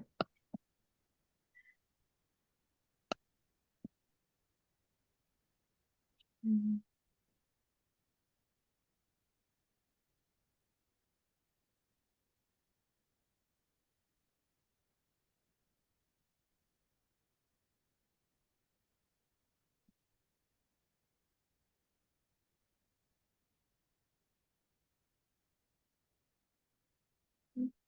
Perfect. Okay, we'll set a timer. I think I'm gonna join one of the rooms that only has 2 people. So I will see you in a few. Okay, perfect. Good, Allison's joining. How are you both? Good. How are Doing you? Good, good. A little sleepy this morning. I'm like, okay, stay awake. Got some caffeinated tea in the middle, so. Okay, so what's our question? It was, what's the why of what we do? Why? Yeah, Mhm. why did you get into this profession? Or you could share an experience of why you stayed. So either way, kind of getting into that Mhm. narrative that you tell yourself. Who wants to go first? I can share a little bit. I think it's really important to keep reminding ourselves why and that we have choice, I think is really important too. So I think part of what I reflect on when I think of my why is I work with people living with multiple sclerosis. And my why is that I see many people living with multiple sclerosis um, uh, living well, finding ways to live well. And I think my motivation is, I don't know, the term evening the playing field comes up of I want more people to have access to the support that they need in order to be able to live well. Because I see a lot of people not living well with MS too. And I think it's often because they're lacking access to that, not just mindset, but tools and resources and things that they need in order to be able to live well. So I think part of my motivation is to kind of even the play, open up the access for people to have the ability to live well. I can go next. My why was somewhat accidental. I was a nurse, started out there, and then found myself in a program that I had only intended on maybe just taking some of the classes for fun. But I met with the team there, professors. It was a small school, and the head professor at the time said, of all these classes that are really geared towards training people for a master's of counseling, you're having the most fun. None of this is scaring you off. I want to know why. And I connected some dots there from my nursing training to spending some time in a psych ward doing some work, and then later recognizing that he was absolutely correct there. So I went on and did the program with no intention to become a counselor. Just I really liked what the program was teaching me, and then it began to I guess take more root. So that was the beginning of that why. And I think the why I stayed is that still remained true. That even when it gets hard, somehow I always find this truth of this, like, I'm not only having fun, I'm doing something good for others, and it's growing me. How is it that I got so lucky to be able to live 1,000 lives in one by working with so many tremendously incredible people who have asked for help? Yeah, it's been amazing. 25 years as a counselor, but more in healthcare overall. So it's been over 30 years total. Oh, that's so lovely. I wonder if that strong foundation in nursing and like the exposure to some of the harder challenges, and then that again, that choice of moving into something else. I don't know, something about that foundation seems really important that you came into it with. Yeah, nothing's wasted. Oh, that's all I say when people say, but you kind of left nursing. I went, no, nothing's wasted. It's still all there. Yeah. It gets used. I guess I'll go real quick. I was just realizing, I don't know if since I created the breakout rooms, if I have to be the one to end them, but well, I'll go fast and then we'll jump out. The reason I became a therapist is because I just had a strong desire to help people. It sounds really like simple, but I think I just was always somebody who kind of gravitated towards people that weren't as privileged as me growing up, and wanted to figure out like how can I be of use in the world. I watched my grandparents do a lot of volunteering when I was growing up, and I think I just thought like, yes, that's a good thing to do. That's what I'm gonna do. And then um I started CCI because I saw a need, and I like the idea that can be somebody who like creates solutions for problems, and really, yeah, like just in my practice was seeing so many folks that were just so isolated, and I thought there's got to be a way to like bring these folks together and to connect them over these shared experiences. And so I think that was the biggest motivator, honestly. And also I have just like a little entrepreneurial spirit. So I wanted to start something new after I had already been in private practice for a while. I was like, okay, what's next now? Um, but yeah, interesting to think about for sure. Good Yeah. to come back to our why. Yeah.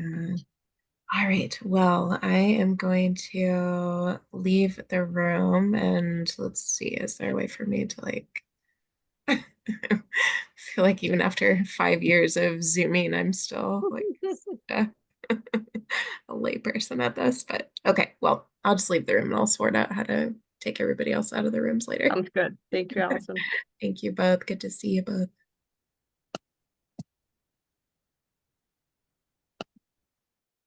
Oh, good.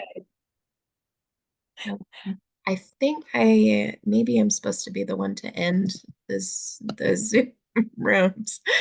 Perfect. No, I'm so glad you came back. I just realized that I couldn't, and so I was messaging you, but Yeah, no, I had that thought too. I was like, ooh, I think that needs to be my job since I opened them up. So, okay, gonna close all the rooms, kick everybody. Oh, glad you're on top of that.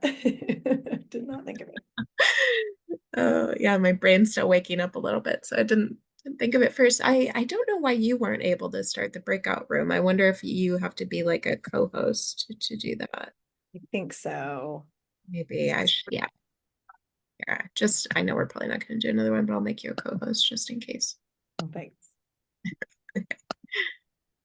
Welcome back. We're all so glad Allison's so organized and thoughtful once everyone was gone. I was like, wait, I don't have the ability to bring you all back. So, but luckily she was. So I know we've still got a few folks wrapping up. They'll all be back within a minute.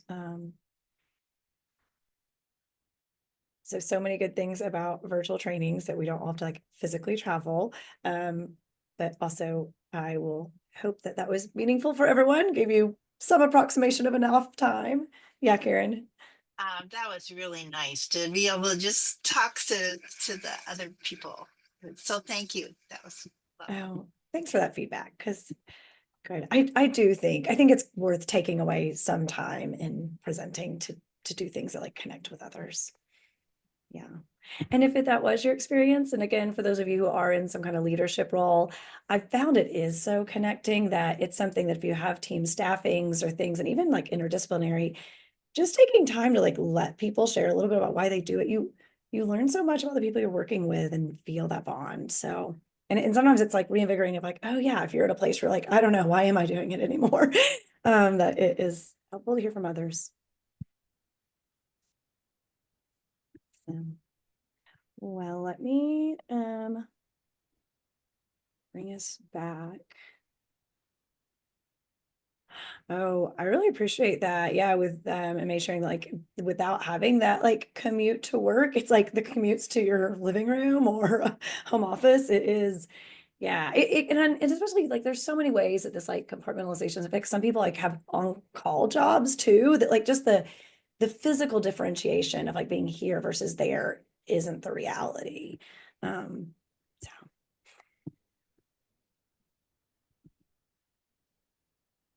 that's not what I meant to share. Sorry, give me 1 second.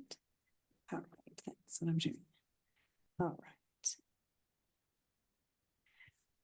So this was focusing on the story that we are kind of creating for ourselves before we go in. So now we're going to stick like in those intense moments. So in times where we're with another person, and they are experiencing heavy emotions, or we aren't sure what to do, or we're just also maybe bringing up emotions in ourselves. So just in the intense times, and really how we what we're saying to ourselves defines like whether we're going to move into like these feelings of distress and physiologically have those stress hormones, or we're going to like use stress and feel activated and motivated to take action. So like knowing, what am I being asked to do? Do I have the ability to do that job in this moment? Fighting against that like helplessness piece. So let's talk about it. I'm going to start with, what do we think about stress? So if I were to force you to choose, and again, I know it's a forced choice that you all hate, but just go with me. If you have to say that stress is either a helpful part of life or stress is harmful to my health, where would you draw the line? Which would you choose? And I'm seeing your facial expressions. You're like, don't make me choose. I don't like this choice. Okay. Well, spoiler. If you said helpful, then you're correct.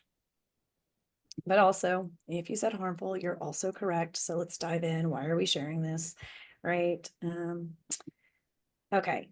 There have been a number of mini studies, and I'm going to share a TED Talk if you want to dive into this more. I find it fascinating, that look at people's health outcomes related to stress. And so they've asked people, basically, they fill out a questionnaire of daily stressors. And let me be very clear, I'm not talking about traumatic stress. I'm talking about, financial, job changes. So real stressors, daily life stressors. And not everyone has the same level of stress. We don't have it all the same every year to year. It differs. So did you have a high stress past year or a lower stress past year? And then they asked the question that I just asked you all, is stress helpful or harmful? And people rated it as more or less helpful or harmful. And then they categorize people who, you can see this top left, it's like I've got a high stress life and stress is not harmful, or high stress and it is harmful, or I have a low stress life and yes or no, is it harmful? So the study that they did, initially really large, 30,000 adults across the US, asked those two questions. And then they looked at ultimate health outcome of deaths. I know this is morbid for a moment, but they're looking at, who has a highest likelihood, and they reviewed death records over a period of 8 years. So what group has the highest risk of an early death?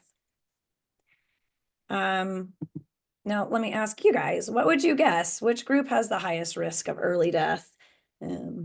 Any guesses?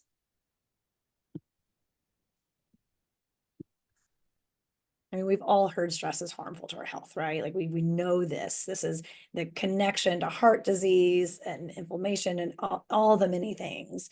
We know cardiovascular incidents.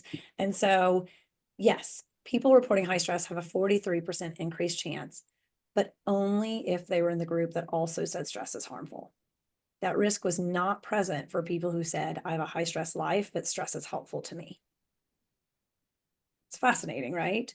That it's really about what you believe about stress that defines its impact on your body, what you're saying to yourself in times of stress. Am I saying to myself, I'm constantly being beaten down? Or am I saying to myself, all right, one more challenge, but I got this because I'm so amazing. I say that tongue in cheek, not meaning to make light of stress. Please hear me. No one chooses stressors on their plate. Absolutely not. But how do we approach them when they do come? So, oh my gosh, Allison, thank you. That is by far my favorite TED Talk out there. So, she absolutely hits on so much more detail of these, but she also talks about who has a lowest risk of death. And it's not, surprisingly, it's not the people who have low stress life. It's those people who have high stress, but they don't. Documentation and notes can be incredibly stressful. They believe that the risk of dying is lower when they believe that it is not harmful. So I talk about this because it's not the load that breaks you down. As people who are serving others with high stress on their plate, we often can't change that, right? We can't change someone's diagnosis. I can't change what life has dealt them, But what I often do is help with the meaning. Like my role is like, what are they saying to themselves? Their beliefs about that. But that also applies for us as helping professionals. In my job, do I view my job as harmful to my health? Or do I view myself as effective, empowered, and accomplished in my job? Right? That I'm someone who is specifically designed for these high stress things because I have the skills to do this work. Obviously, you can hear the one that leads towards burnout and the one that sustains a career, those messages. Absolutely. So you've got the link to that TED Talk. She even talks more about the impact of being in a caring role, and actually has, I don't want to give it all away, but protective effects on our health system when we are in caring roles. And like it, to me, it even just changes. Do I really view my job as harmful when the data shows that by caring for others, it's actually protective of ourselves? All right. So let's do a couple of these. Again, it's not putting words in your mouth, but if we're trying to talk about what's the recipe for what we're saying to ourselves in these high stress times in the moment, and just a few things, it's just feeling confident in our skills. I know what to do, or I know who to ask, right? We don't have to have all the answers, but can I be successful in this, in what I'm supposed to do, and what is my role? Being willing to be in those tough times. I mean, this is where this skill domain supports the feeling all the feels. Is I know this job will bring up some difficult emotions sometimes, and that's okay. I'm willing to have them, and it won't last forever. Starting to view stress as protective, that, that stress is preparing me for action. That if I'm feeling stress, paying attention to it like all other emotions, what is this telling me? What is it meaning? And not saying that, oh, I need to escape, avoid the stress is killing me. So this is the toughest, I will say, for many of us. I'll venture to guess this may be tough for you all as well, is just this radical acceptance of the limits of our control. Because we chose like helping professions. It's probably a core value of like who we are as people. And it's tough when we can't change situations. I mean, it's probably in your face every day in the jobs that you do. I can't change this outcome. That makes me sad. But if we avoid that sadness and spin out of our wheels trying to go do all these other things, we're going to wear ourselves out that way. And so there has to be, at the end of the day, like acceptance of, okay, I may not be able to fix this. What I can do is this. And that connectedness to the work. So just in the daily, reminding ourselves why we do it. It's kind of why we took a few minutes for breakout groups today. Why do we do this? And knowing, just like our emotions, we will attend to the negative. So really cultivating to remind ourselves of successes, of things that we feel like we did well each day. In addition, all our to-do list. Let's see, and limiting narrative, a few slides back. Let me see, was it oops. Is it this one? Trying to find Back even maybe one or two slides from there. I think it was the next one. Had a little bit at the bottom. Oh, yes. Okay, sorry. So I kind of said this aloud, but didn't pause for it.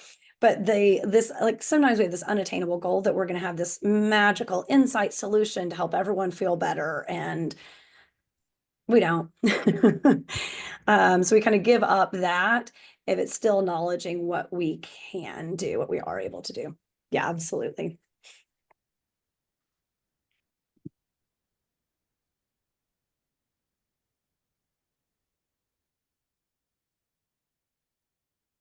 All right, final piece here. And this really just brings in like one kind of newer piece.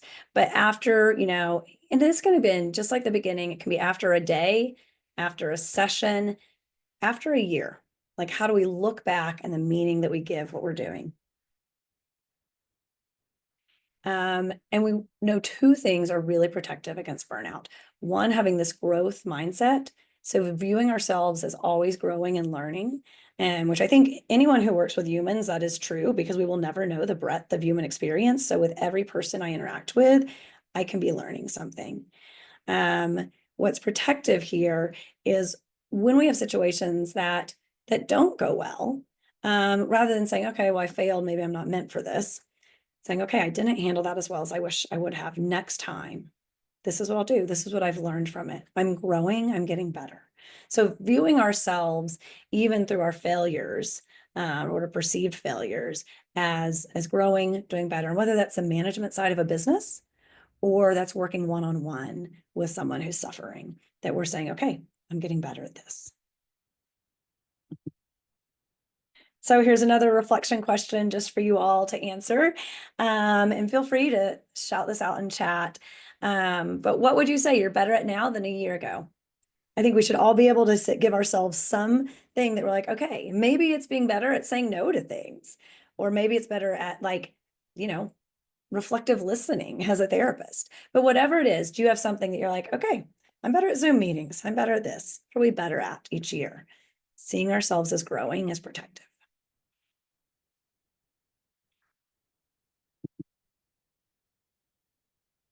And always connecting back to our personal meaning. If we believe what we're doing matters, if we start to get into this mindset that we're not believing what we're doing matters, we need to do some work around that. Okay. So I promise I will have us all done at our end time, by our end time. So these will save for, I've asked these questions kind of throughout, but finding any stressors that you can reframe as an opportunity to grow, acknowledging what you're better at. So you can take time outside of this, of course, to reflect further. All right, our last two skill domains. So finding joy, here's our anchor rating. I don't know how much longer I can do this. Sometimes we may be in that space. It's okay to acknowledge it if it is. I occasionally question if I would be happier doing other work. Sometimes I'm just putting on a happy face, or I feel completely myself when I'm at work. I get much joy from my job. Now, there have been a number of studies that we kind of wonder, did we really need these studies to tell us this? But here's what they found, that those who thrive in this work do so for the simplest of reasons, and they enjoy doing their jobs. So this is just going to serve like bringing together these skills we've talked about and some new pieces around compassion. We've got to find joy from the work. It has to energize us. All right. So think of a time you had to fake nice, and what does it feel like when you have to, go to some, like a fundraiser or something, and all you do is maybe eat some snacks and make small talk with people, but you leave it feeling exhausted, right? Like faking nice is an exhausting experience. And so think of if there are any times where you are experiencing emotional labor at work. And emotional labor, I'm going to define it on the next slide, but is really when the emotions, that the true genuine feelings we are having internally, we're showing something else as a way to, fit in with the workplace culture, to maintain, perceived expectations for professionalism, to look calm, competent, and caring, right? We always want to have this, like, I am always calm and confident and caring.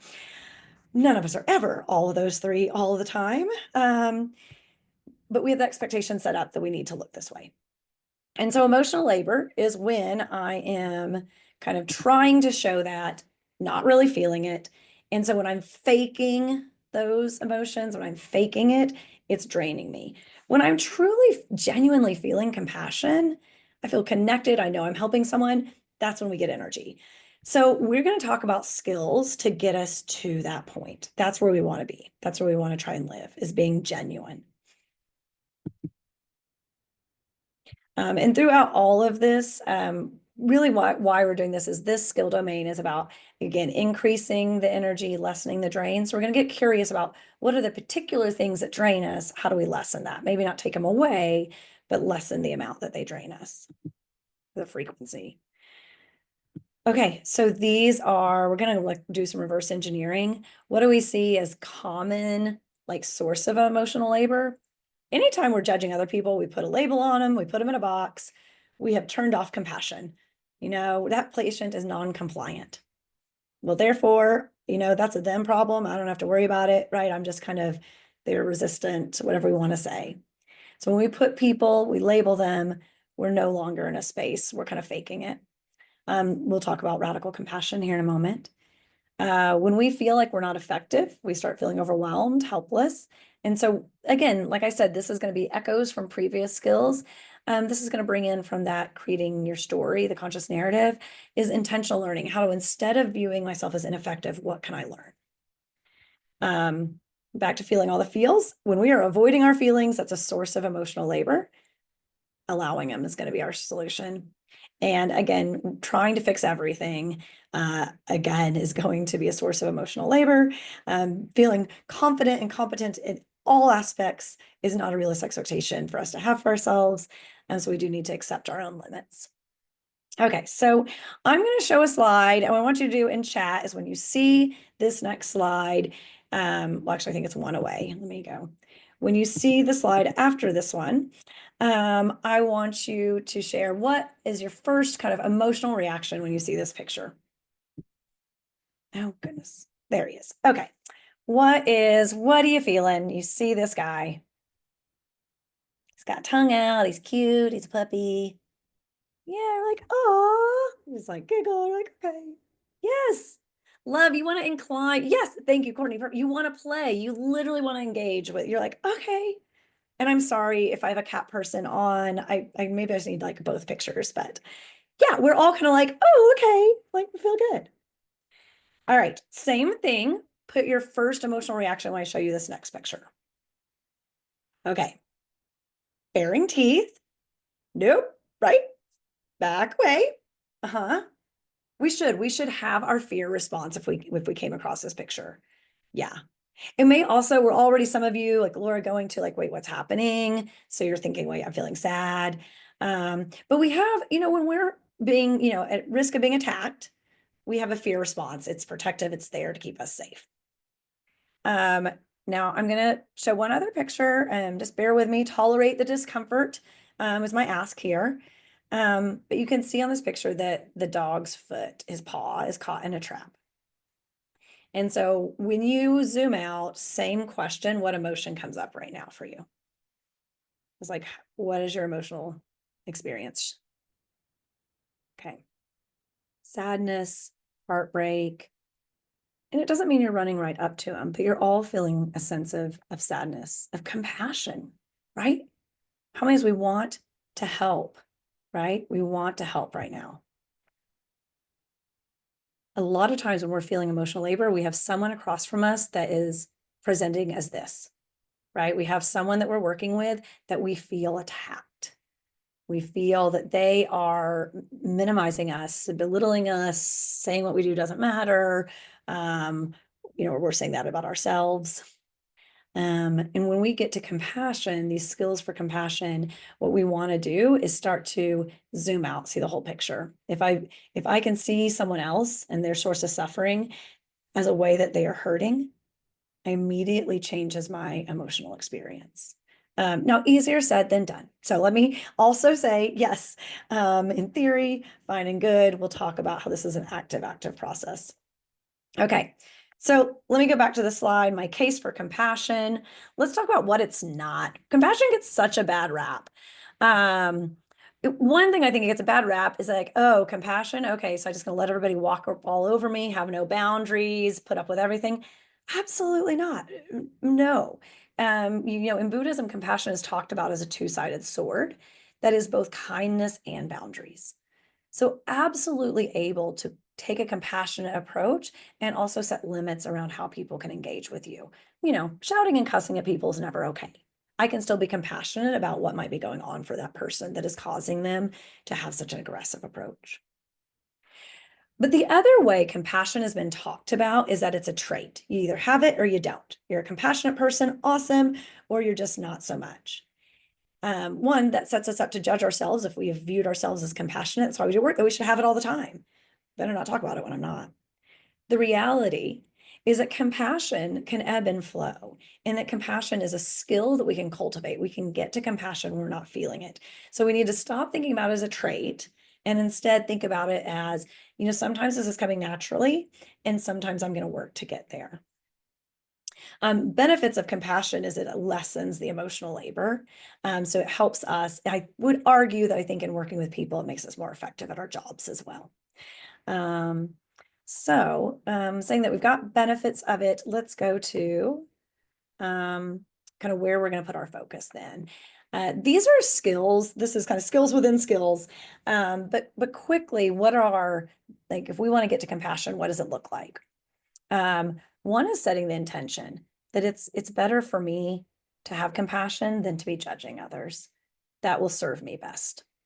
Even if I don't approve of what they're doing, say you're in a workplace and there are microaggressions, or there are other times where people are saying things that are not okay, or in the parenting world, when I work with a parent who's being really negative and harmful to their child, I can say those things are not okay, and I can still try to look upon them with kindness, and know that my role is to help them still. So we do get to acknowledge our own feelings, right? So when that, dog is snarling at us or a person is coming at us, we're going to feel attacked, angry, annoyed, helpless. First, name those feelings that come up. It's step one, feel the feels. And then we're going to do something to pause and recover. Maybe it's in that moment you can take a few deep breaths and reset, get back into that window of tolerance. Maybe you're so escalated that you need to step away from that interaction, do something, and come back later. So this is going to differ based on the situation. But then also we want to start to, once we're at a calm state, because compassion lives in our frontal lobe, we can't do it when we're in fight, flight, freeze. But when we're calmer, we want to get curious. What's going on with this person? How have they been treated by others in the past? How might they be hurting? Why aren't they trusting me to help them? Get curious. The moment you can step into someone else's shoes, compassion opens up. It's also possible to be genuine in a skillful manner. Say, hey, I don't feel like we're working on the same team right now. What do I need to get back on your side? Right? You can be genuine in those interactions too. Rehearse compassion. Anyone's done those meta meditations, and saying, just like me, they want to be healthy. Just like me, they want autonomy. So being able to start to align. All right, I'm going to be real quick on these last two. I'm not going to go through my slides exactly, but wholeheartedness simply refers to wholeheartedly committing to your job as it is. That we really have choices that we can either say, this job is for me, and I'm going to quit spinning out about the small things that I dislike, or I'm going to advocate for change, or I'm going to start looking for a new job. And asking the question of, is this job right for me, is one that we should ask. And we should thoughtfully have a pro-con list. We should decide, are we willing to commit to it? And yes is okay and no is okay. It's that in between. It's when I leave work every day and I think, do I even want to do this job? And I spin out about that. That's adding stress and not solving the problem. But really commit and then let go of the spinning. If you commit for, I'm going to do this for the next 6 months, I'm going to wholeheartedly be in it for 6 months and I'll reevaluate. So I love Ron Swanson, Parks and Rec. He says, never half-ass two things, just whole-ass one thing. And a little touchy-feelier quote on the next slide. On the days you only have 40% and you give 40%, you gave 100, from Jim Quick. The last skill, intentional learning. This is similar to that intentional learning mastery mindset of conscious narrative.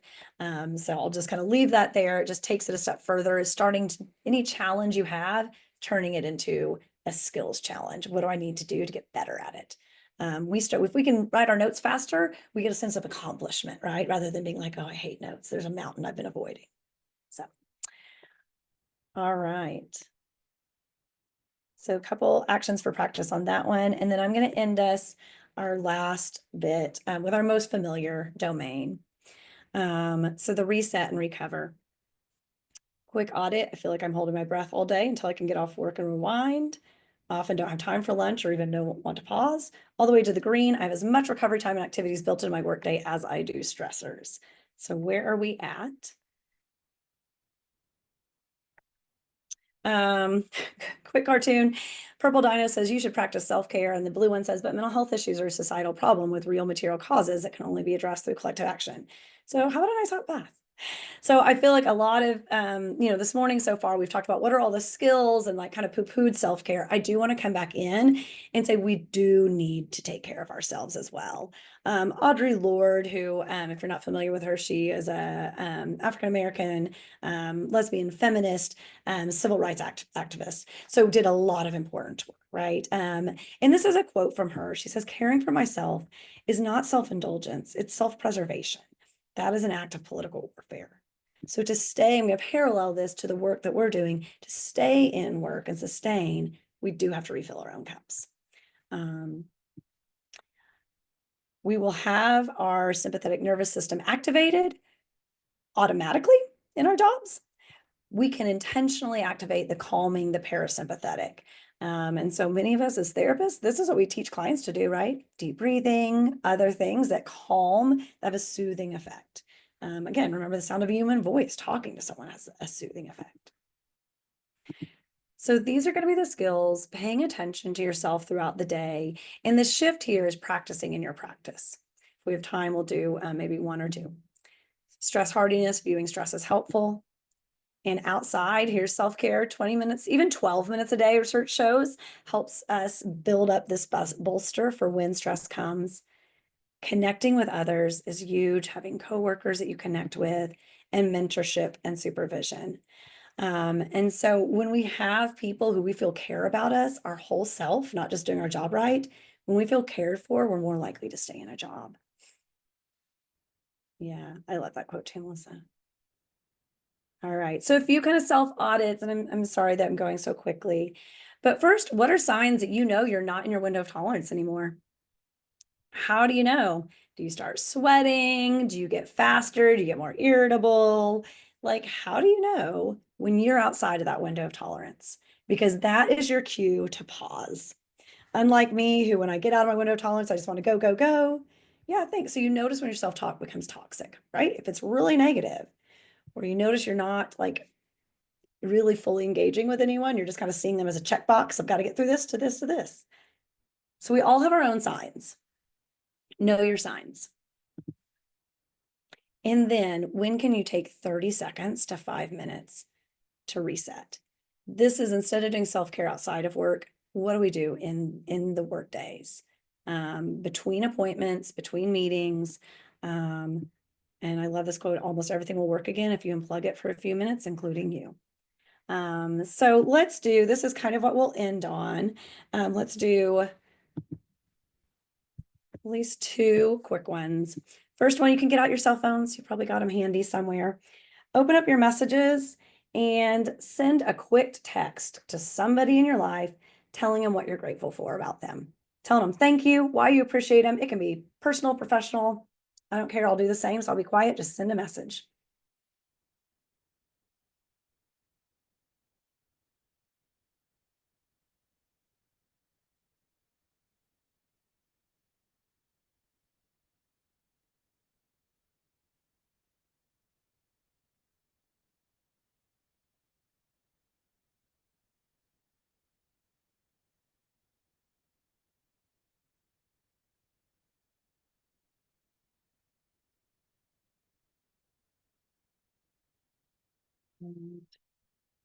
When we express gratitude, it boosts our mood.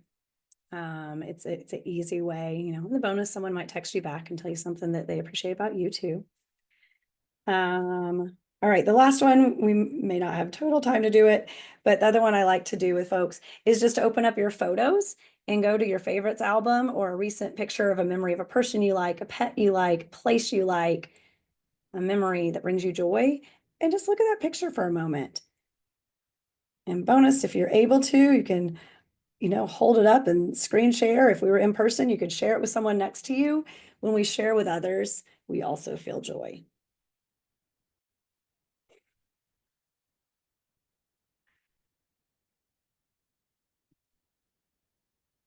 All right. Maybe like two more slides. All right. So this is a whole list of different ways ideas are listed, but what can you do that just takes a couple of minutes that just boosts your mood? So we're constantly resetting throughout the day. I wouldn't be a good therapist if I didn't mention taking deep breaths with a literal and figurative breath. allowing things throughout your day. So if this was our day, we dropped anchor, we checked in with our feelings, we had some brief positive social interaction, we moved every hour, which we tried to do, you took a lunch, we'd have a pretty good day. All right, let me go to the very end. This is an end of work checkout from Peter Bregman. Just reviews how the day went, successes, challenges, the same GLAD acronym. You can Google this GLAD technique, it will bring it up, but it also is a way at the end of your day to notice what made me grateful, what I learned, what I accomplished, what I delighted in. All right, we're right at time, so just gonna give you 2 resources and I'll be done. The ProQual is a free measure available to measure compassion satisfaction, STS, so it can give you a pulse on where you're at. And then these are additional materials. The first one is free, published in Traumatology, it would be online. It's the article Dr. Miller has written about CSERT. It is, it's in a psychology journal, it's jargony, but it highlights all the research if you want to dive in deeper there. And then this book is also a really easy, nice read, but it does have a cost associated, and it's written by Dr. Miller. It goes over the author. And thank you so much, Allison, for putting, yes, eval link and for getting certificates in chat. So if you haven't pulled that up, you can click on that. Thank you guys so much. I'm sorry to really rush us at the end, but I just appreciate you guys being so engaged and willing to respond, not tune out. So thank you all. Thanks for all the work you do as well. Thank you so much, Elizabeth, and thanks everybody for joining us today. So yes, I did put the evaluation link in the chat.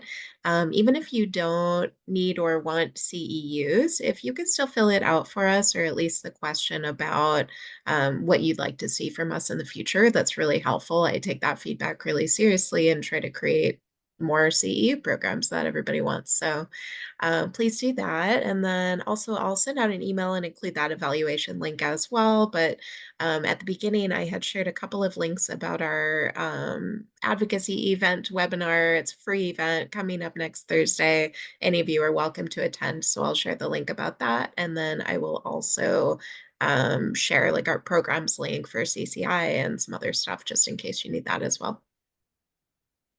But yes, thank you so much, Elizabeth. Thank you for sharing all of your knowledge with us. We really appreciate it. I'll say I've done this training 3 times now, and I get something different out of it each time. And it's just so lovely to have those reminders about self-care and how we can do a better job of not being consumed by all the stressors in our workday. So yeah, really, really appreciate it. Thank you.